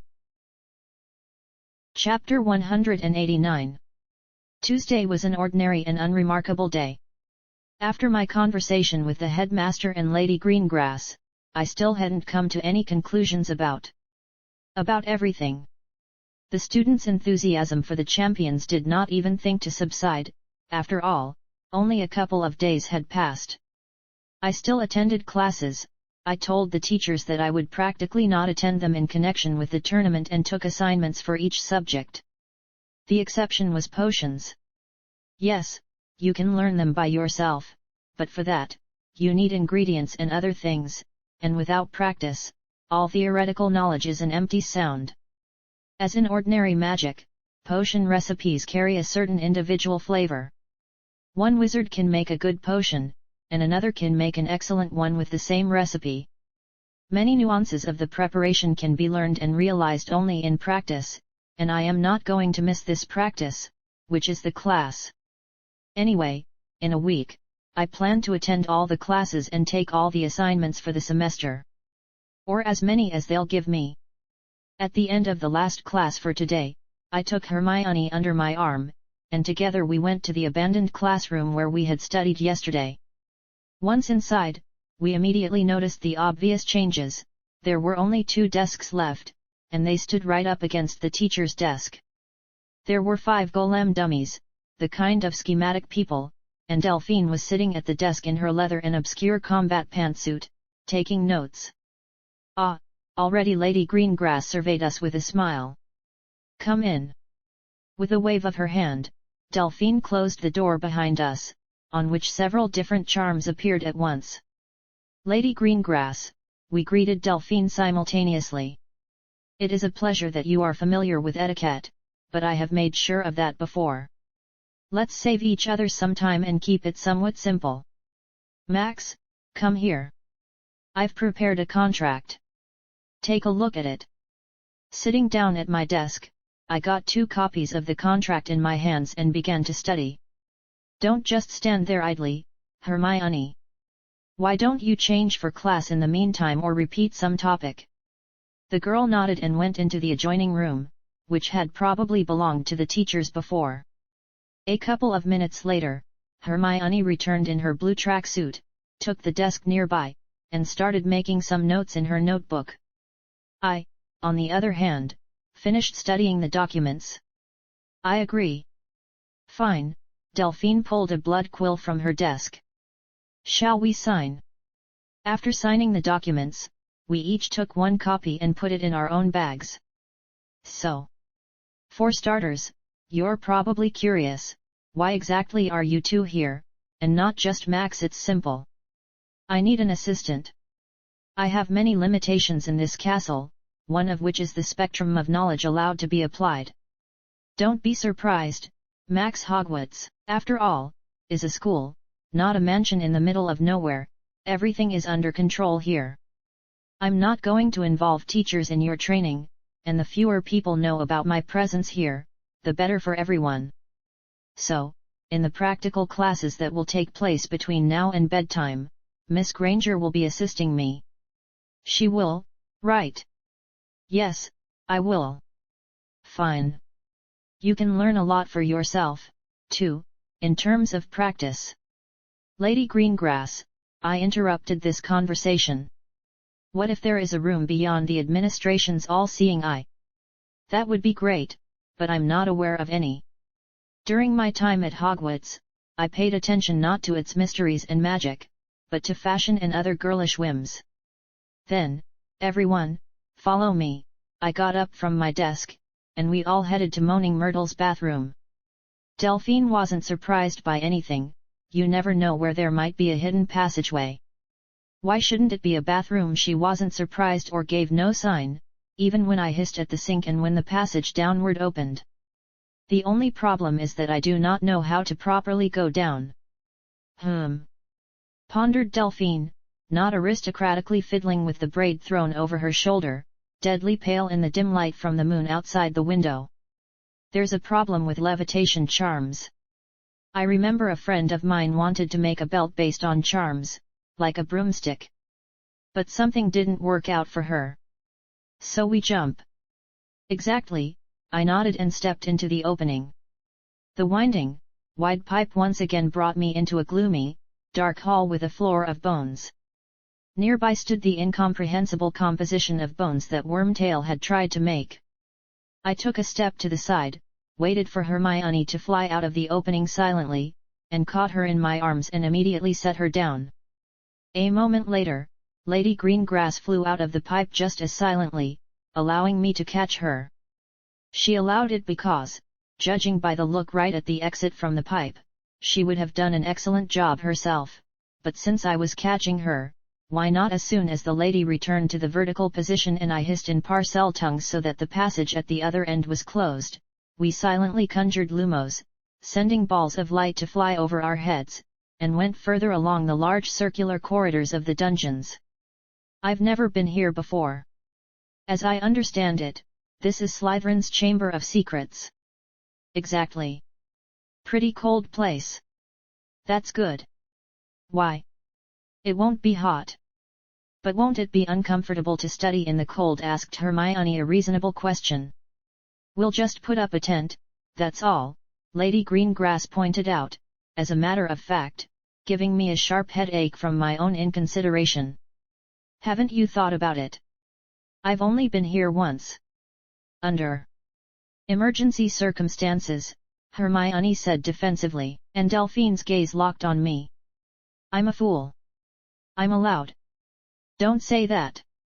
In the magical world, words have a surprisingly nasty way of affecting reality. Ah, then I'm smart. I just wasn't paying attention. Chapter 190. When I reached the huge round door with the snakes, I hissed in Parseltongue again, activating the mechanisms, and the door opened. Delphine stepped with almost imperceptible awe into the huge, gloomy hall, in the middle of which lay the remains of a basilisk, which had not yet begun to decompose. Only now I remembered that I had an unused pelt of this chimera, but then again, there was no way to test its properties at Hogwarts. The resounding echo of our footsteps echoed through the vaults of the hall. Delphine reached into the middle of where the ritual was taking place, took out her wand, and began to make passes around herself that I didn't understand, humming something softly. Hermione and I stood still, not distracting her, trying to feel the magic. After a minute, Delphine moved the remains of the basilisk aside with a gesture of her wand. With another gesture, she restored the scheme of the ritual, beginning to study it meticulously. You know, Max, Delphine spoke thoughtfully, continuing to examine the scheme. I didn't believe it all the way when you told me about this ritual. But now, you're an absolute mad genius if you could calculate this in a month. Of course, I can see a couple of points for optimization. But disassemble yourself to particles and reassemble on the basis of the soul. This is complete nonsense. How did you even think of that? Well, it seemed like a good idea to me. And the result isn't bad either. You're lucky, mostly. It's hard to say, though. Okay, I need to check out the hall itself. Unbelievable. The Slytherin room. Delphine began making wand passes again, but this time it was over much faster. Completely magically isolated. Very good. But some restrictions still remain. Many rituals are forbidden at Hogwarts by the founders themselves. Even back then, it was only a school whose job it was to give quality basic education, and the highly specialized education was already given by masters and guilds. That's the way it's always been. But wouldn't it be easier to create a higher education institution like regular people? Asked Hermione immediately, shivering from the cold. For whom? Replied Delphine with a chuckle, approaching us. There aren't that many wizards in the country, not more than 12,000. How many, do you think, from one Hogwarts graduation decide to study something further rather than go to the ministry, for example, or trade to someone in a shop, or do something else? Very few. A few more would go to the Aurors Academy or DMLE. Every few years, someone may go to the Department of Mysteries, and then that's it. Dead end. 9 out of 10 girls end up married within a few years and start doing household chores, sometimes helping her husband or family with business and other things. Among guys, the picture is about the same. In the ministry, most positions are dead end in terms of personal growth as a wizard. The various craft areas in business are under the wing of other families who train extremely highly specialized professionals. Some go into commerce, office work, and other social activities, again stopping in their development as wizards. And so it is in almost all countries, except that the proportions vary a little in one direction or another. In the last century, the International Confederation of Wizards tried to implement the idea of an international university, where all the suffering minds could be engaged in further education and science, but the idea died in the bud. Due to the small number of wizards, only one system of semblance of higher education is still relevant: personal mentoring. Somehow, things are not as rosy as Professor McGonagall told me before I entered Hogwarts. Oh, yes, smiled Delphine. Not rosy, but not so bad either. Though Hogwarts is a school, the local library is one of the best in Europe and Asia. Only the National Library of the Celestial Empire can match it, but China is an extremely closed country for aimless wandering, and to get into that library, you have to stand out a lot. Well then, how many masters of the various directions are there in England? I asked a burning question. Let's do the math. There's a Chinese man and his family living in Nocturne right now, and he's a calligraphy and potions master. Magical calligraphy is the Asian equivalent of creating schematics for rituals, only more self-sufficient.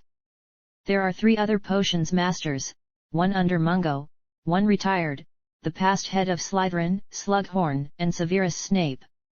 About a dozen more wizards could have been certified as masters, but they don't do science, and without that, you can't create a really new potion or bring something unique to the science, which is what they give a rank for besides skills. The Transfiguration Masters are me, the headmaster, McGonagall, the old goat Foley, and Grandma Bulstrode. In terms of knowledge and skills, a couple of other people I know will pass. But there may always be people like me who don't flaunt titles or skills, taking care of family and not getting into anything. But there aren't very many of those, at most double the number. The strong ones are on the radar one way or another. All the masters in healing magic, maleficium, chimerology, and other dark disciplines sit in Mungo and heal people.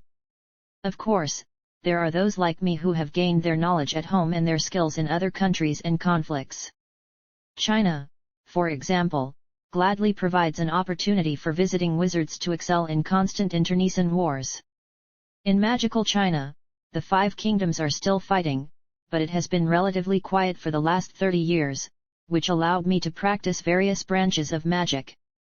Chinese magical culture is very old, and unlike the Egyptian kingdom, they are not extinct, though much has been lost.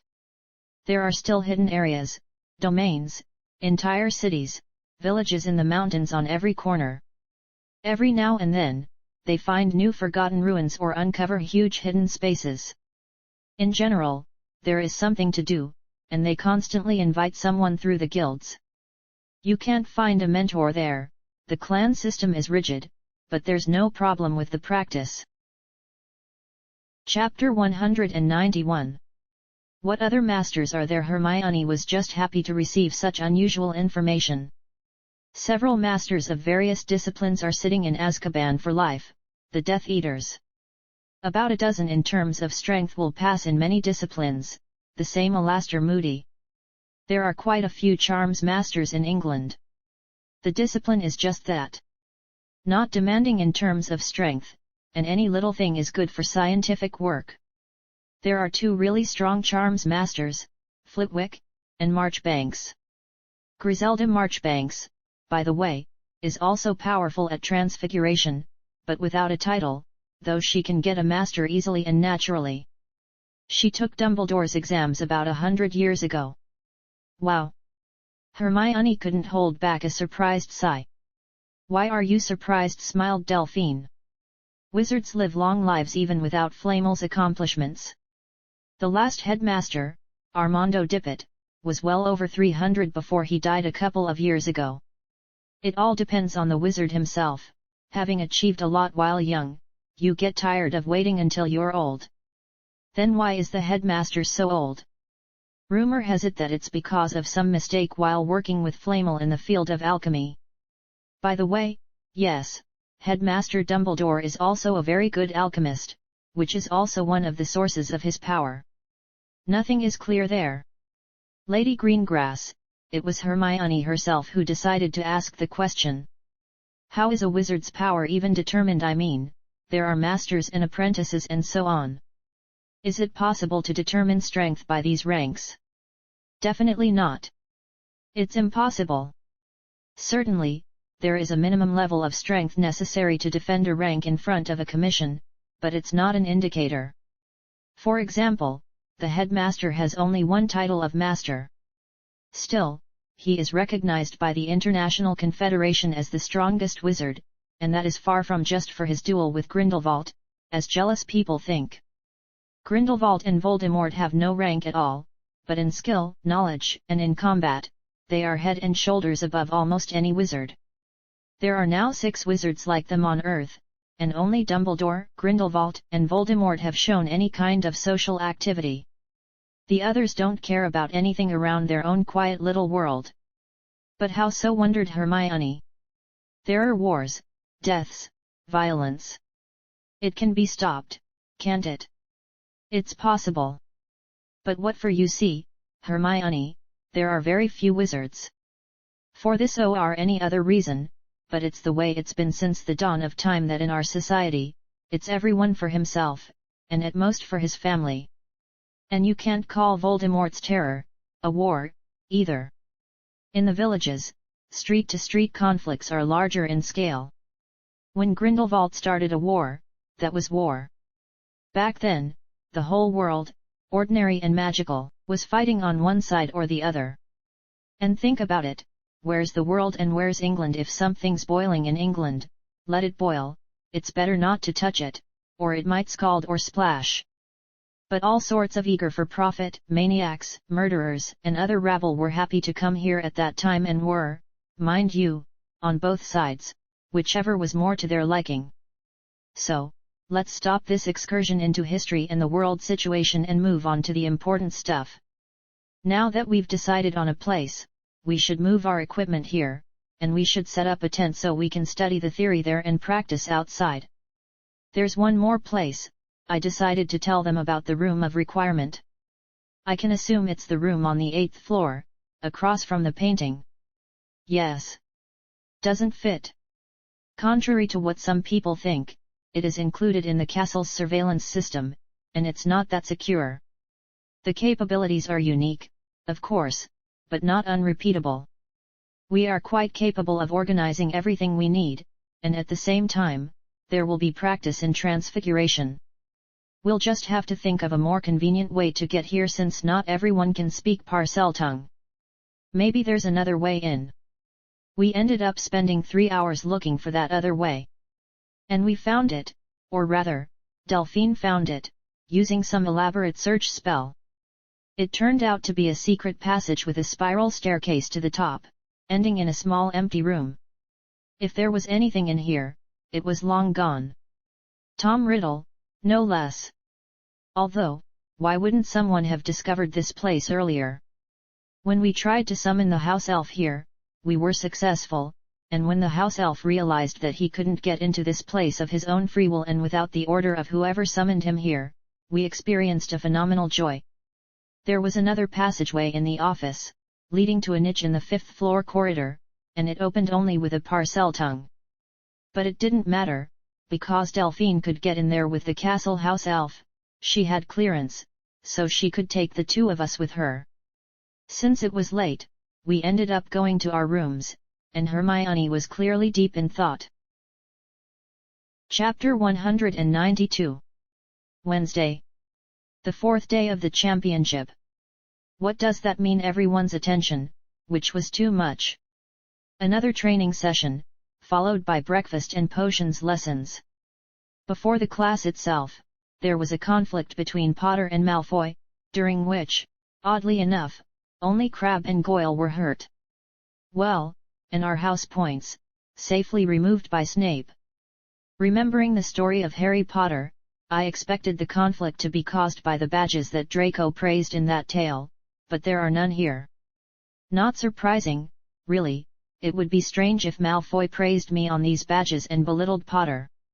In the middle of the lesson, a breathless Colin Creevey rushed into the class and asked Snape to release Potter and me so that we would follow him because we were called. Knight and Potter have another hour to work on the potion. They'll go upstairs after class. Sir, Mr. Bagman is waiting for them, the guy said frightenedly. All the champions have to go. I think they're going to be photographed.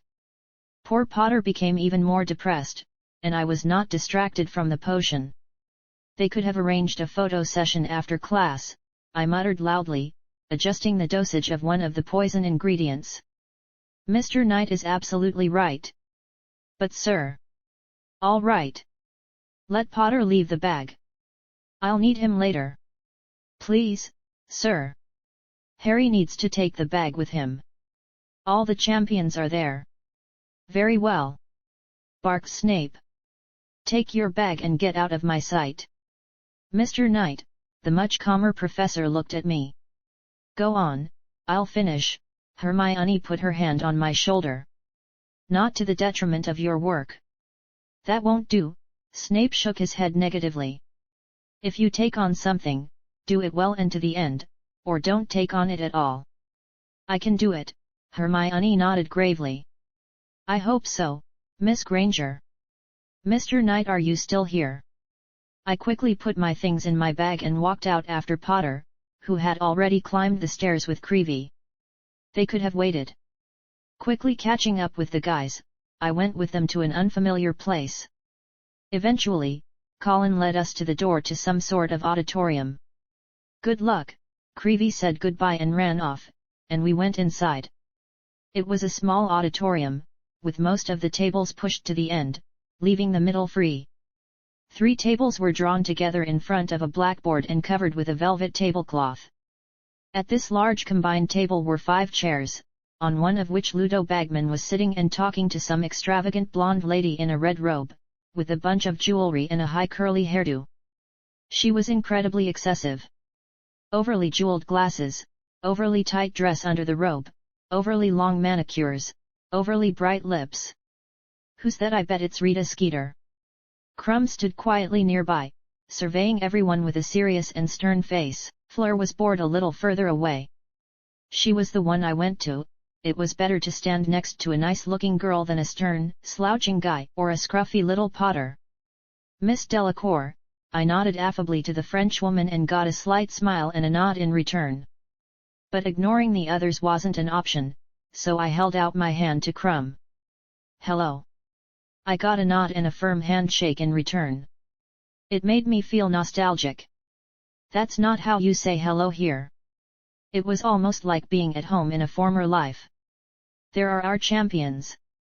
The bagman cheerfully almost jumped up and down in his chair, beaming with his childish round face and his flattened nose, obviously from a collision with a bludger. He decided to give most of his attention to Harry, and thank goodness. "Don't worry, Harry." Bagman was quickly beside the bewildered Potter. "Don't worry. It's just a wand-checking ceremony. The members of the judging panel will be here soon." "Wand check?" "Yes, Harry. It is necessary to check in what condition they are, whether there are any breakdowns. It is your main competition tool. The specialist in this area is now at the top with the director. After the ceremony, you will be photographed. Meet Rita Skeeter." Bagman pointed to a woman in a red robe. I was right. "She's doing a small article about the tournament for the Daily Prophet." "Not so small, Ludo," Rita corrected, staring at Potter. "A little interview, there is no one yet." Rita quickly dragged Potter into an adjoining room and closed the door. "Interesting," I said with a smirk to nowhere. What exactly? Fleur immediately decided to talk, though Crumb listened as well. "There, the broom room. It's very cramped. A very compromising situation." A sudden flash blinded me for a moment, and a chubby man looked out from behind a nearby camera, looking at Fleur slightly dazed. "I didn't even notice any influence. It's just that you're ignoring the charm, and the boiled chicken effect is weakened by the constant presence of the Vila herself in the vicinity. Are you driving men crazy again?" "I'm sorry, Mr. Knight, but I don't know what you're talking about. I still wonder how real this beautiful appearance of the Vila is. No, seriously. How is it even possible to be such an amazingly well-proportioned girl in every way? Yes, not a doll's ideal, there are minor flaws, but they only make her more alive. Life must be hard for you, Miss Delacour." Chapter 193. The topic of conversation died down when Dumbledore, Ollivander, and Crouch, Maxim, and Karkaroff arrived. Dumbledore looked at us all with a question, and I nodded toward the door to the adjoining room. The headmaster was quickly there, opened it, and after talking to Skeeter, got Potter out of that reporter's tenacious paws. We were seated in 4 chairs at the entrance, as if for an exam, and the rest of the judges took their seats at the big table. "Let me introduce you to Mr. Ollivander," Dumbledore said to us. "He will check your wands to make sure they are ready for tournament battles." Ollivander stepped out into the middle of the office and began examining the wands, starting with Fleur. As I expected, the core of her wand turned out to be her grandmother's hair, and Ollivander conjured a bouquet of orchids and returned the wand to its owner. Crumb was next, and Ollivander praised the somewhat clumsy but very effective work of his colleague Grigorovitch. Then it was my turn.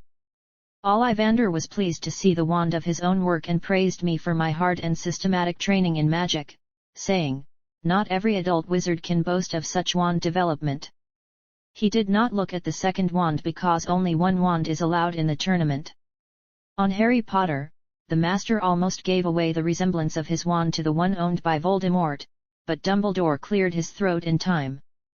After examining the wands, they pestered us with photographs for at least an hour. Either Madame Maxime did not fit into the frame, the photographer tried to highlight Fleur, and Skeeter was constantly pushing Potter, then something else.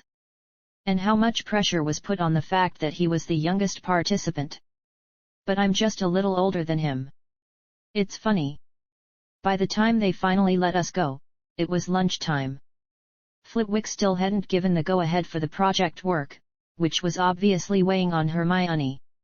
However, at the end of lunch, an owl flew up to the high table and defiantly dropped a large and weighty bundle on the professor. Thank God that Hagrid intercepted it. Otherwise, we would have had to look for a new charms professor and head Ravenclaw. The bundle increased in size as it flew and was already larger than Flitwick when it reached the table. Hurry, hurry, my bearded friend. Flitwick hurried Hagrid, who took responsibility for transporting the package. Things cannot be delayed.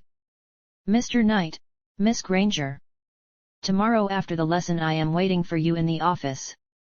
I opened my notebook at the dining room table and checked to see if I had all my assignments for the semester.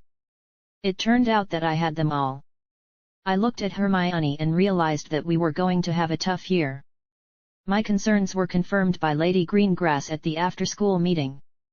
She, as it turned out, had already set up a training ground in the Chamber of Secrets, lots of different obstacles, barriers, holes, shelters, and targets of all kinds and shapes.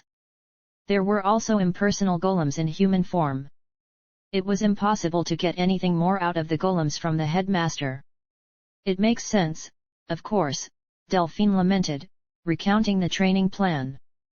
Not every wizard would let a small army into his fiefdom, but still. A rather nondescript tent was deployed nearby. Of course, inside it was an apartment in miniature. The tent was somewhat reminiscent of mine, except that it was more comfortable, and there were bookcases along the fabric walls. The hall itself, into which you find yourself immediately from the entrance, was an impromptu classroom, and behind a small screen, there was a miniature hospital wing with one bed. Well, this is where to study, Delphine pointed to the tent with her hand. Practice here, she pointed to the rest of the Chamber of Secrets. Miss Granger. Your task will vary from lesson to lesson. As far as I know, you and Max have been studying the restricted section for a long time, which means you have about the same level of knowledge. At least we think so. Well, that's great.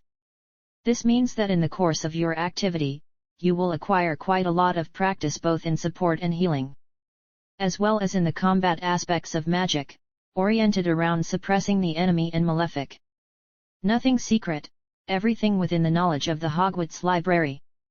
Lady Greengrass, I decided to ask a few important questions. Shouldn't you be paying attention to family matters, you know? I understand, Delphine nodded. Not at all. I've always had quite a bit of free time. Contrary to what many people think, the affairs of the family do not take it away in fabulous quantities. Oh, and my father's help is worth noting.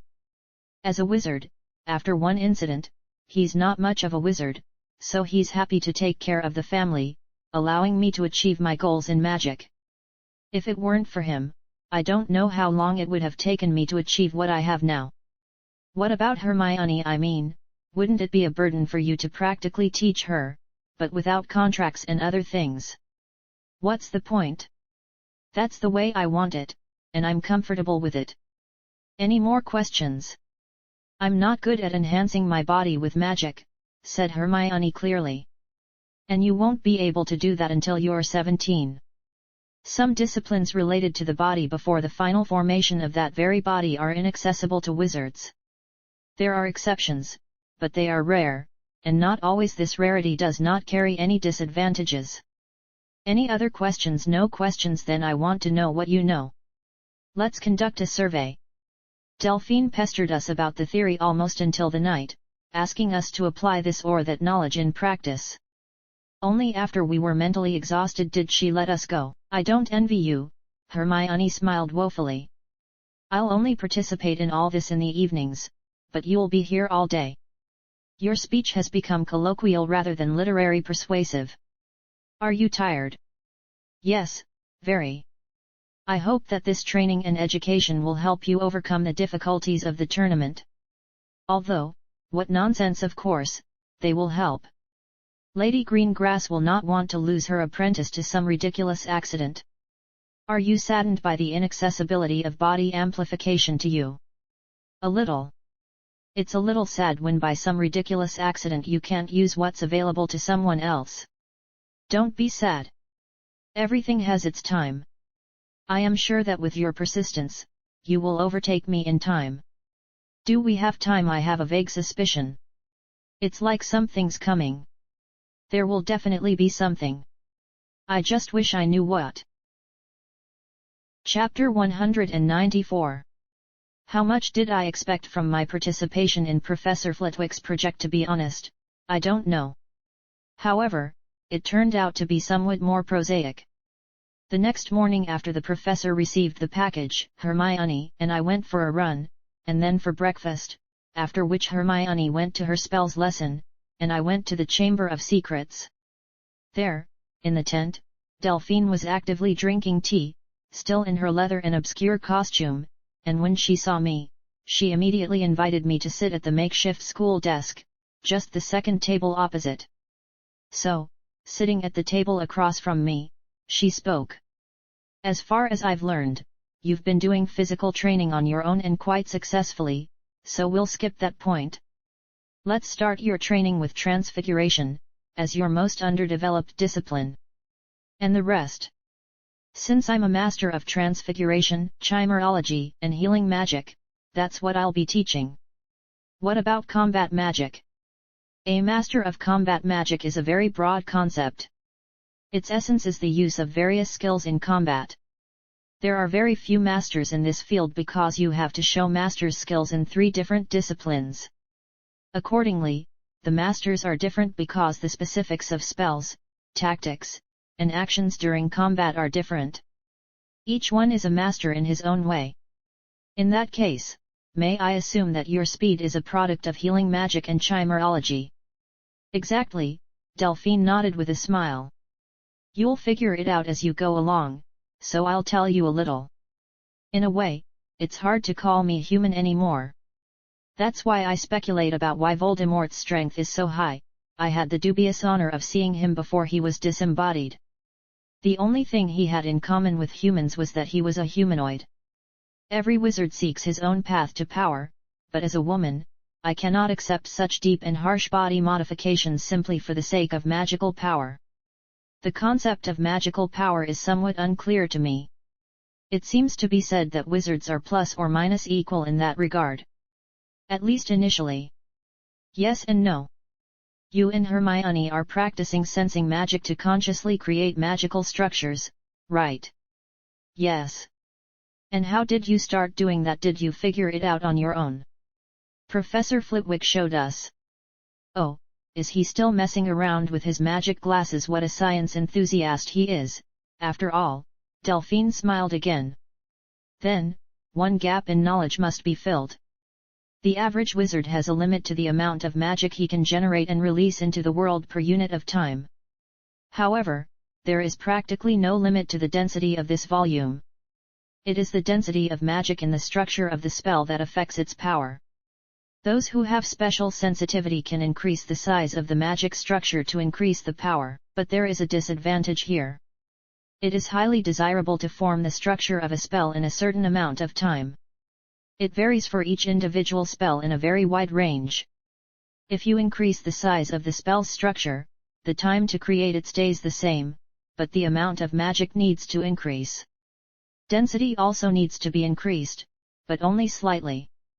As a result, sooner or later, the wizard, who increases the size of the structure for the sake of strength, will bump into the natural limits of his body.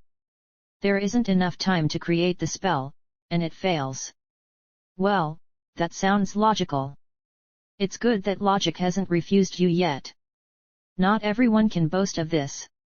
Let's move on to the other issue, the oversaturation of a spell's structure by increasing the amount of magic. Many spells simply fail with unpredictable effects because the structure can't handle the amount of magic. Some, On the other hand, if the structure is properly formed, don't break but turn into something else. A prime example of this is your stupefy. You're not the first who created a dozen controlled clots of stupefy from a simple spell by trivial excess of volume. When you exceed the amount of magic in a stupefy structure, it almost always and for everyone turns into such a thing. The only problem is that stupefy's structure is very strong, and the average adult wizard will be pumping magic into it for a couple of seconds for this effect. You did it in combat in less than a second, giving off an amount of magic that many people don't have. To a knowledgeable person, of which there are few, this could tell you're not normal as a wizard, some kind of anomaly. It happens, but rarely. They like to call such anomalies gifts, but in fact, this is a kind of mutation. I thought I was increasing density. No. Exactly the volume. The density of magic is hard to understand and feel. Hardly anyone can describe it in words. To answer this question accurately, tell me, do you have to keep the structure of the spell from disintegrating when you amplify it with magic? Yes. So, Max, it's the amount of magic you're increasing, you're pushing more into the structure than it can take in, so you have to hold it back. When you increase the density, you don't have to hold back the structure, but you have to hold back the magic. It's hard to explain. It's different for everyone, but when you feel it, you'll understand. You'll find the key to this art. Chapter 195. Let's continue. The density of the flow of magic. It depends directly on the wizard's mind. The exact connection to its various aspects is unclear, but one thing is certain, the older the wizard, the denser the magic he can give off. Something similar was said by Professor Flitwick. Great. I'm glad he told you such subtleties. I'm sure the professor is very interested in you. Well, and in his project. But not the point. Let's get back to the practicality of this knowledge. Why do I believe that Voldemort is a product of chimerology, aside from his appearance, the way his magic is felt when he casts his spells? There's too much of it rushing into space in seconds, and that's what happens with very large spell structures. At the same time, the magic is noticeably less dense than Dumbledore's, you can feel it, too. As the saying goes, it's breathtaking when there is very dense magic around. And just the feeling of magic itself, it's not quite human. Not everyone can feel that either, but because I practice necromancy, I can also boast of sensitivity. What about Hermione or me? Your magic is felt within human limits but on edge. Yes, and the density of magic is noticeably higher. Hermione's magic is within normal limits, but the density is quite high, indicating a developed mind. Perhaps it is the result of your constant wild training. Perhaps if I had started seriously practicing magic at the age of 11, I would have achieved more by now. I'm much more interested in your ability to accelerate at your age. The interesting thing is that when I examined and diagnosed your body, I could see quite clearly that your current abilities are far, far from the limit. Speaking of acceleration. Lady Greengrass. You could just say teacher. By name, I'm afraid, your upbringing won't allow it. You're right. So, teacher, what's the deal with acceleration in general? What are the limits? A normal human can accelerate to almost twice his body's current limit through magic. Magic is certainly omnipotent, but further acceleration and increase in other physical parameters without changing the body is impossible. Or spell, of course. Suppose, as I was able to understand, you are able to accelerate your perception 5 times, and the body so far only 2, but at the same time, you are physically stronger just like that, more than twice. I've achieved about the same results through chimerology, but a decision like that has consequences. Consequences? Oh, I can guess. Yes. I already have 2 wonderful girls, which is why I decided to take this step. More changes can give even more gains in various parameters. Still, as a woman, I want to be beautiful, and my vision of beauty doesn't imply various, unnecessary or inhuman nuances. It's amazing the frankness with which you talk about such things. Delphine leaned back in her chair. We signed a contract, and information about each other's secrets is safe. Also, I'm not a little girl to be shy anymore, and I prefer frankness in our collaboration. Yes, in addition to your training, I am certainly interested in the reasons for your abilities, which have entailed almost no change in your appearance.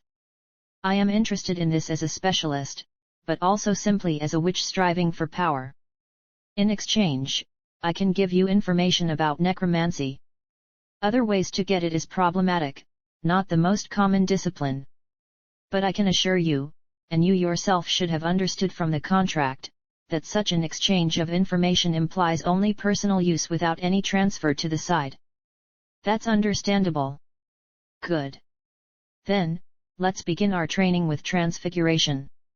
Unlike my other disciplines, your knowledge and skills in transfiguration are not much higher than in school. And there's not much information on it in the school library. Rising from her desk, Delphine walked over to one of the bookcases and pulled out a couple that didn't look new but were well groomed. Placing them in front of me, she went back to her desk. Let's start with the first chapter. How do you feel more comfortable studying? Memorize everything and then analyze. Go ahead.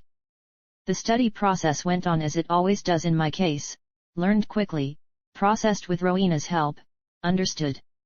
Delphine was a little surprised, asked around cursorily, and gave me the assignment to keep learning. In the end, 2 books were finished before lunch, after which I was safely kicked out to that very lunch, where I sat next to Hermione in the Great Hall. How's your first day? Learning books. Books are good, Hermione nodded, busying herself with some round rissoles. After a silent lunch, we moved on to tea in large mugs. Do you remember that we have to go to Flitwick after Charms class today? Yes, except I forgot to tell Lady Greengrass. Be sure to tell her. How could you ever forget something when studying occlumency? Grinned Hermione with playful indignation, adding a couple of sugar cubes to her tea. Didn't give it much thought. I don't understand it myself. I guess it's no big deal.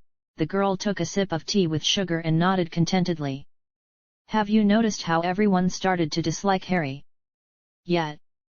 I wonder why someone put his name in the Goblet of Fire. Do you believe in that? Of course, Hermione nodded again and looked at Potter.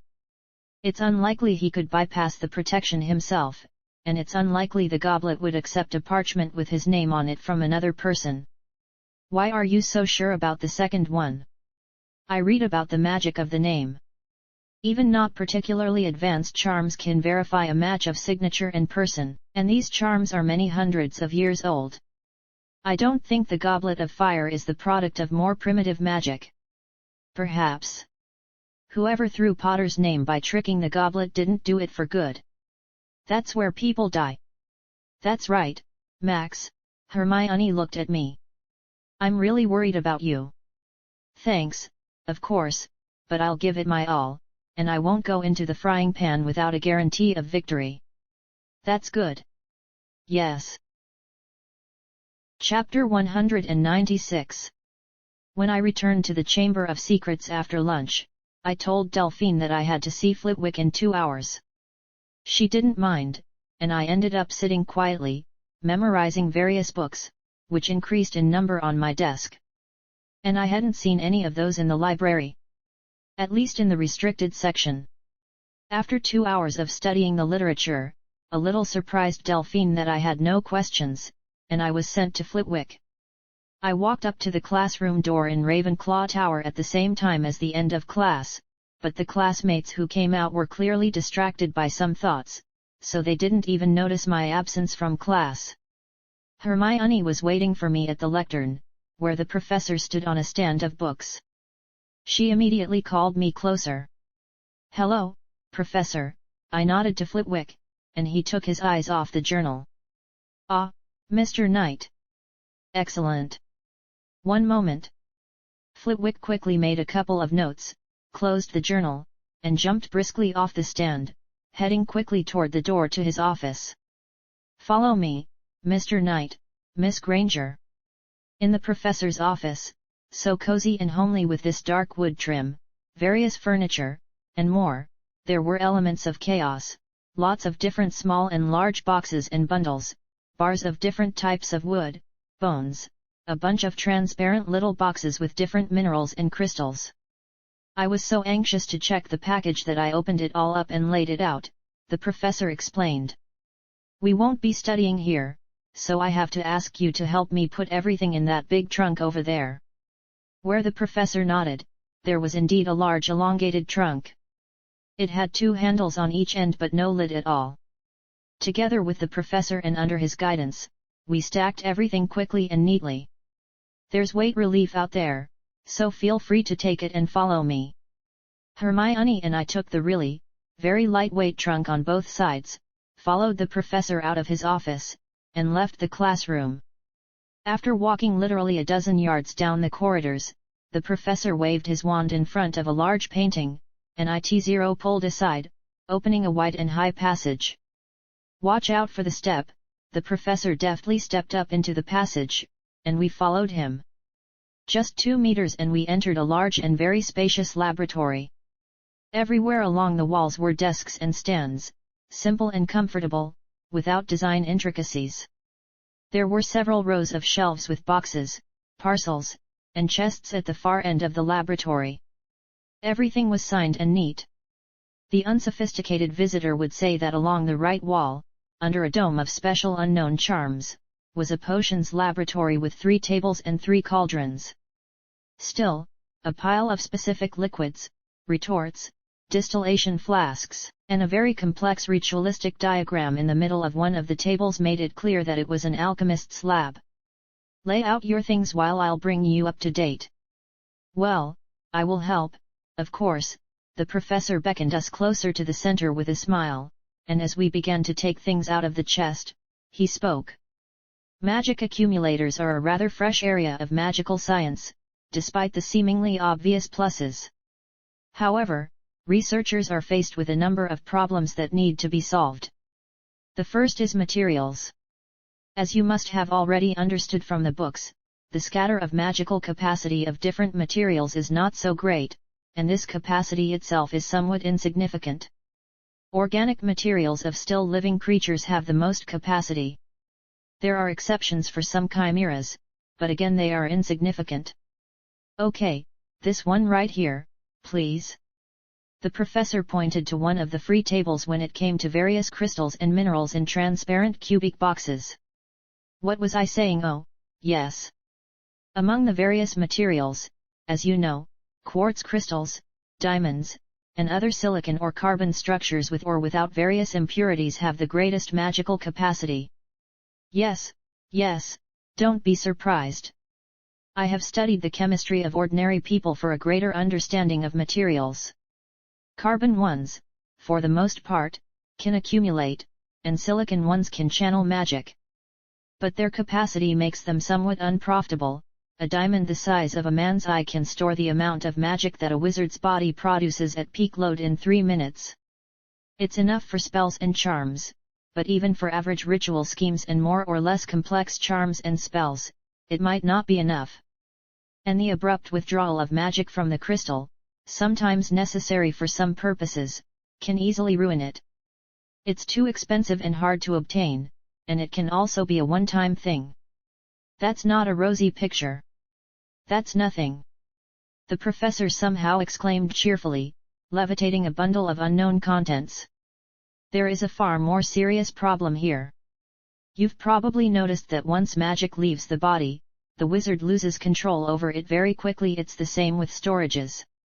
I take a crystal, pump it with my magic, and in a few minutes, I won't be able to use it properly. And how can we help you then? A reasonable question came from Hermione when we were done with laying things out. You're damn good at runes and arithmancy, but just as important, your muggle upbringing. I dare to hope that you have not yet too much merged into the wizarding world and can look at things from different angles. Chapter 197. Tell me, what solution can you offer for the second problem? Any ideas? Hermione thought for a second, and I started to develop the idea. A bunch of ideas popped into my head, but Hermione voiced one before I did. Some way to set up the storage devices so that they give off magic at the right moment. It doesn't work, the professor shook his head, taking a seat in a chair at one of the tables. Tried it, and more than once. We would have to almost completely rework all the magical circuits and constructs to use such storage devices. It's too much work, and it's completely unjustified. But some ritual schemes use runic and curly components that accumulate magic and give it away at the right moment. Already calculated contours, nothing surprising. You can't replace them with an accumulator. Only if you build, for example, a rune contour around the storage device and then build it into the ritual, but as I said, you will have to redo the entire scheme of the ritual, and it's not a fact that it will work out. Radio-controlled cars, I gave out one of my ideas. Everyone looked at me with curiosity, and while Hermione was expecting the development of the idea, Flitwick looked at me with some incomprehension. So I explained the concept of radio control, radio in general, and stuff. That makes sense, the professor said thoughtfully. And we've been using radio quite successfully. Exactly, I nodded. We need to develop two simple devices, the control device that the wizard will use and the magic storage device itself. Let's say there's a high-capacity storage device. On the basis of silicate compounds, select the optimal focusing magic, through it, transfer magic to the starting point of the scheme or contour. You can adjust the power of magic transfer using a material or a rune scheme with variable bandwidth. The result would be a kind of wizard analog, instead of a body, a storage device, instead of a mind, a rune circuit, instead of a wand, a silicate focuser. Turns out the answer was right in front of our noses, smiled Flitwick. Hermione, on the other hand, thought about it and smiled, too, nodding at her own thoughts. Well, it's pretty simple in ordinary people's science, a lot of their inventions exist in nature anyway, but in a different form. Some things get complicated and recycled beyond recognition, but the roots of everything are the same. Well, it seems that way to me. Great. That's something we can work with, and that will be the second part of our project. The first is to figure out a way to increase the capacity of the materials. Make a list of the materials available, these will be the objects of experimentation. According to these lists, I'm expecting layouts within a week, and not to do the same work that I've already been doing. The professor pulled out from the drawer in the desk at which he was sitting a rather thick folder of the thinnest parchments, no, paper. Regular paper. He pulled it out and handed it to us. Here are my calculations and calculations of a couple of past participants. I dare not detain you any longer, you and I have a lot of work to do. Hermione and I left the lab and went to the common room to change and then go to practice. Just incredible, really. Hermione looked at the notes from the folder on the way. There's so much interesting stuff in here. It could all come in very handy for us in the end. I'm sure it will, Miona. After a quick change of clothes, we got under the concealment spell to the Chamber of Secrets and began training with Delphine. I'm getting stuff thrown at me at breakneck speed, and my job is to transform it into something useful to me or something I can respond with immediately. Hermione's job is to undo the transfiguration and supply the shells to Delphine. The task of training is to master the formulas and spells on transfiguration, switching to free transfiguration. Free transfiguration is ideally transformation at the expense of the will. But often, you just use basic formulas for either form, volume, or materials. Or some ready-made, personal templates, well, and most of them are finished with volitional efforts and imagination. We had to take a short break for dinner, and then again, training, and so on until bedtime. Chapter 198. In the new schedule, time flew faster than ever. At Professor Flitwick's, we were doing all sorts of calculations, trying to figure out a system for increasing the magical capacity of materials. With Delphine, we were practicing all sorts of aspects of transfiguration. However, there were only a couple of events in my life that needed to be mentioned in more than 2 weeks. Several times I had surreptitiously borrowed the Marauder's map from Potter, wanting to find out exactly who was hiding under the guise of Moody, which I had no doubt was not Moody himself. Though the only confirmation was that he was drinking something from a flask. However, no matter how hard I tried to find out, I was unsuccessful. False Moody was not marked on the map at all, and the label Alastair Moody was always in the same place in his office. I had made considerable progress in transfiguration. Even though I didn't transfigure everything on a bare will, I began to make my first steps toward free transfiguration through constant and daily practice. In addition, in one of my conversations with Delphine, I was able to find out why Hermione's animagus reversal spell did not work on her. It turned out that it wasn't animagi but transfiguration. Delphine had simply charmed herself. It's quite a risky thing to do because transfiguring a person into an animal reduces her thinking abilities to the level of that animal in about 10 seconds. And if the transfiguration is of poor quality and the animal is not detailed enough, then you can go crazy there. However, Delphine showed me a little secret, a tattoo. She didn't show it on herself, and she didn't tell me its location, but she did show me a scroll of it. It looked like a ritual scheme, which it was, a section of necromancy. It is in such little things that the real practical benefits of this art are manifested. The scheme, being a tattoo, allows you to preserve your mind and instantly adapt to almost any form you can be turned into. It was created as a protection against forced transfiguration because no matter what you are transformed into, you nominally retain the ability to use spells. Without a wand. If you can.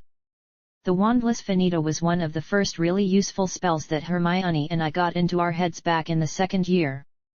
Or was it the first year anyway? At my urgent request, Delphine, using my own blood as the base of the ink, gave me this tattoo between my shoulder blades in one spell. Why would I need that when I found some information in Delphine's books about golem building through transfiguration? I was pretty freaked out. No, in terms of fantasy and science fiction, there's nothing particularly new there, but some of the nuances. In general, in simple terms, everyone is aware of the inventor of self-lathering dishwashing rags, but a couple of researchers, who 300 years ago identified almost all known to science metals from different rocks, described their usual and magical properties, made a bunch of descriptions of their various alloys, and who created an arithmetic system for the constant transfiguration of what got into these metals and alloys. No one knows why. It's too narrowly specialized, unnecessary to ordinary people and most researchers. But this is an advanced golem building. Not only magical protection but also high-performance materials. A flexible alloy with a melting point above 5,000 degrees, easy. So, after digging into the books and plugging in Rowena, I quickly created a design for 2 golems, a huge, agile monster beast and a tiny, hummingbird-sized, small flying bird. When I told Delphine about it, she laughed a long time, and this laughter echoed through the dark hall of the Chamber of Secrets. It turned out that with a similar job, only with a substantial admixture of organics, chimerology skills, and professional schemes of healing magic, she had earned the title of Master of Combat Magic, turned herself into her project. A powerful monster with the mind and abilities of a wizard and the highest combat performance. And how the wizards gnashed their teeth at the commission, given that they can't replicate it because necromancy is a very little known science. The downside to such a spell is its bulkiness and the high requirements for the amount of magic and its density. But here, Delphine is also strong due to the chimerology. Of course, there is the usual disadvantage of transfiguration. The greater the difference in mass and volume between the original and final object of influence, the more you need to invest, and given that the wizard transforms, the more you need to maintain it. But here I'm pinning my hopes on Flitwick's accumulator of magic. In general, by the way, there are some partial transfiguration spells, something not particularly radical and dangerous, allowing you to strengthen yourself. Still, these projects are just some kind of crazy peak. The peak of idiocy, absurdity, surrealism, and efficiency. Speaking of Flitwick, Hermione came up with a great idea that few people had thought of before. She suggested that since magic could change its parameters, perhaps there was a resonance effect for it. Just 1 hour of experiments, and we were able to find out that two absolutely identical magical flows can really strengthen each other, or rather increase their density when they come into contact. Flitwick nodded and said, "You seem to have scientifically substantiated the effect of priori incantatem." Hermione was excited about the idea of calculating a spell that would do just that, create a self-reinforcing flow of magic. Yes, there was also a walk to Hogsmeade, but we walked around a bit there and ended up at the Three Broomsticks. It was crowded, but Hermione and I sat at a table with Seamus, Dean, Lavender, and Parvati. Hermione, as always, was quickly taken in by the girls, now and then ordering a butterbeer. It was non-alcoholic. Still, apparently, the cream came from a cow that ate only cannabis because I couldn't explain the improved mood and the slight unwarranted merriment any other way. We sat noisily, easily, discussing all sorts of events in the castle, people around, plans for the future, and so on. Even the Slytherins at a couple of tables away from us didn't show themselves in any way. We had a little bit of a break from the tension. All these events led to one important decision. I realized what I could show against the dragon, which, by the way, no one eventually warned me about. Although Delphine hinted that night walks in the Forbidden Forest could be very interesting nowadays. It seems she can't directly help either. Considering that early Monday morning, a completely awake Hermione, at the sight of me in the common room, the first thing she did was slip in my hands the layouts for her spell, ready to be used. I knew exactly what I would do without laying out my trump cards, and I would also benefit from it. Chapter 199. All Monday, I'd been checking and rechecking my transfiguration spells, practicing Hermione's spell, and being in a real fighting excitement. Even at night, instead of sleeping, I sat in the Chamber of Secrets and, under Delphine's watchful eye, practiced using Hermione's spell and my own in turn, turning myself into a four-legged, tailed monster of different metals. Rowena helped me greatly in this matter. Since she is a full-fledged consciousness, we tried to divide the duties, I hold one spell and she the other one. It was her help that allowed me to create two spells at the same time. Delphine, as a more experienced and stronger witch, who was no stranger to amplifying her body through chimerology, could have pumped magic into such a spell without the crutches, but I couldn't do it myself. Half the night, I practiced controlling two bodies, a monster and a small bird. For this reason, on Tuesday morning, the day of the first round, I was very tired and decided to simply sleep through breakfast and the time of the first classes. What if I lacked a little concentration and focus by noon?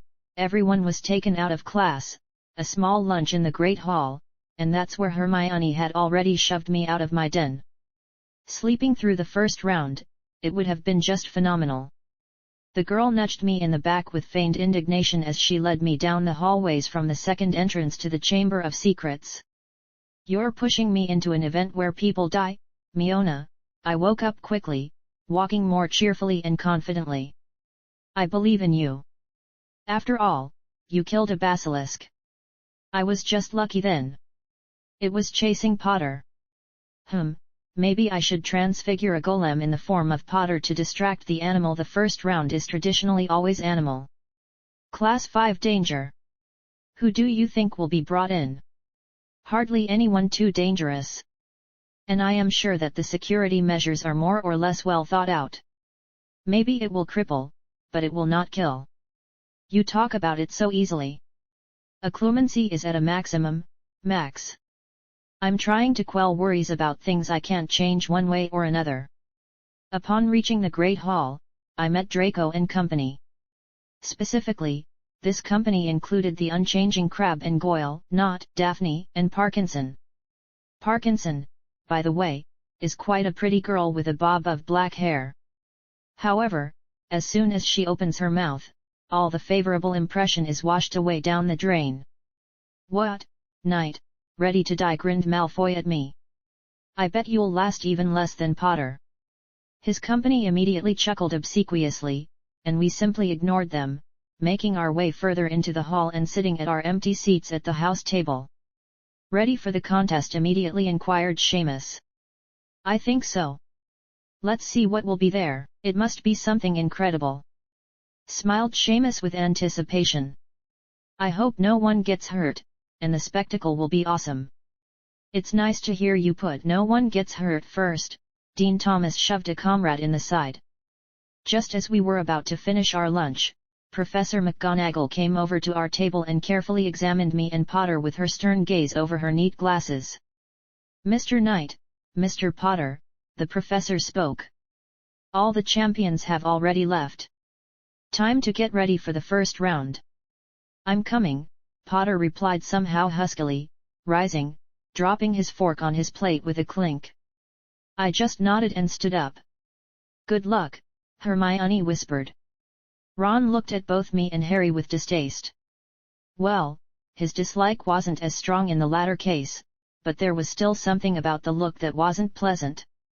We left the Great Hall with the professor, walked down the stone stairs, and out into the overcast and cold November afternoon. Here, at last, some anxiety appeared on the professor's face, and she put her hands on our shoulders. "Don't be afraid," she said. "There are wizards on duty in case of complications.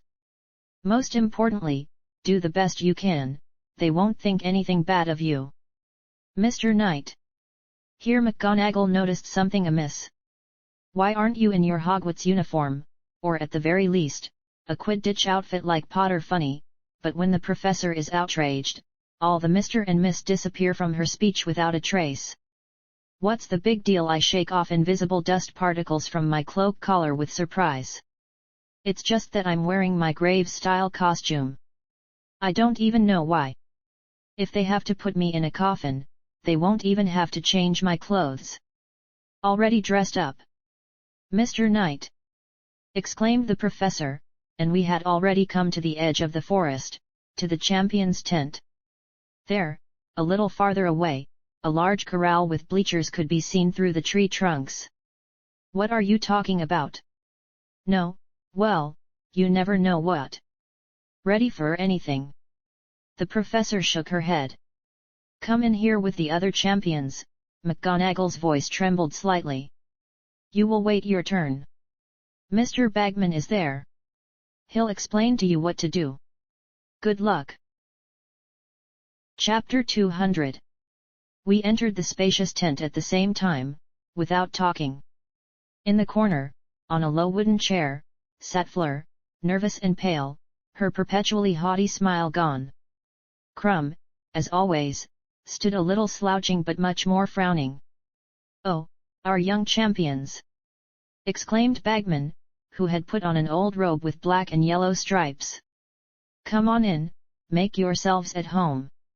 The big, jolly, fat Bagman was totally out of place in this tense atmosphere, and his presence turned everything into some kind of theater of the absurd. "All right, everybody's here. I'll tell you what to do now." The big man, who looked so much like a wasp, announced cheerfully. "When the audience gathers, I'll open this bag right here." Bagman picked up a small pouch of red silk and shook it. "It contains copies of those with whom you have to fight. They are all different. Each, in turn, will put down his hand and take out whomever fate has sent him. Your task is to take possession of the golden egg." No one around me moved, but they seemed to hear the wizard. Looking for a small chair, just like Flu's, I quickly rested my butt on it and waited. Potter looked as dejected as possible, and, judging by his eyes, he knew exactly what he was about to face. And he didn't say, "Oh. Bad Potter, bad Potter." Time passed. The atmosphere was getting more and more intense. "Why is everyone so gloomy?" I asked with a smile, turning to everyone at once. No one answered me, just shot disgruntled looks. "Aren't you all wondering what kind of dangerous animal they have in store for us?" The first round is always animal. A Class 5 danger. Maybe a manticore or a chimera of some kind. Basilisk. I'd also like to meet a Lethafold. My assumptions didn't provoke any reaction from the champions, except that Fleur shook her head, saying quietly, "Garçon, crazy. Interesting. I can tell by your faces and eyes that you know who you're going to have to face." Harry was somehow even embarrassed, but Crumb, on the contrary, squared his shoulders. "It's not a tournament. It's a farce." "Oh, come on, Mr. Knight," smiled Bagman, still cheerful but confused. Outside, the noise of people walking by was growing. Lots of people. It was the students being led to the stands to the corral. There must be a lot of adult wizards there, too. Tickets seemed to be selling out, but that wasn't surprising, the event had to pay off. Bagman untied the silk pouch and stepped out into the middle. "Lady, please," he announced, offering the pouch to Fleur. The girl approached the wizard and dipped her hand inside the pouch, a moment later pulling out a tiny model of a Welsh green with a 2 tag around its neck. Fleur didn't sound the least bit surprised, which confirmed my thoughts. The second to choose was Crumb, and he got a Chinese fireball, a red dragon with the number 3. The Bulgarian didn't blink an eye, just looked under his feet.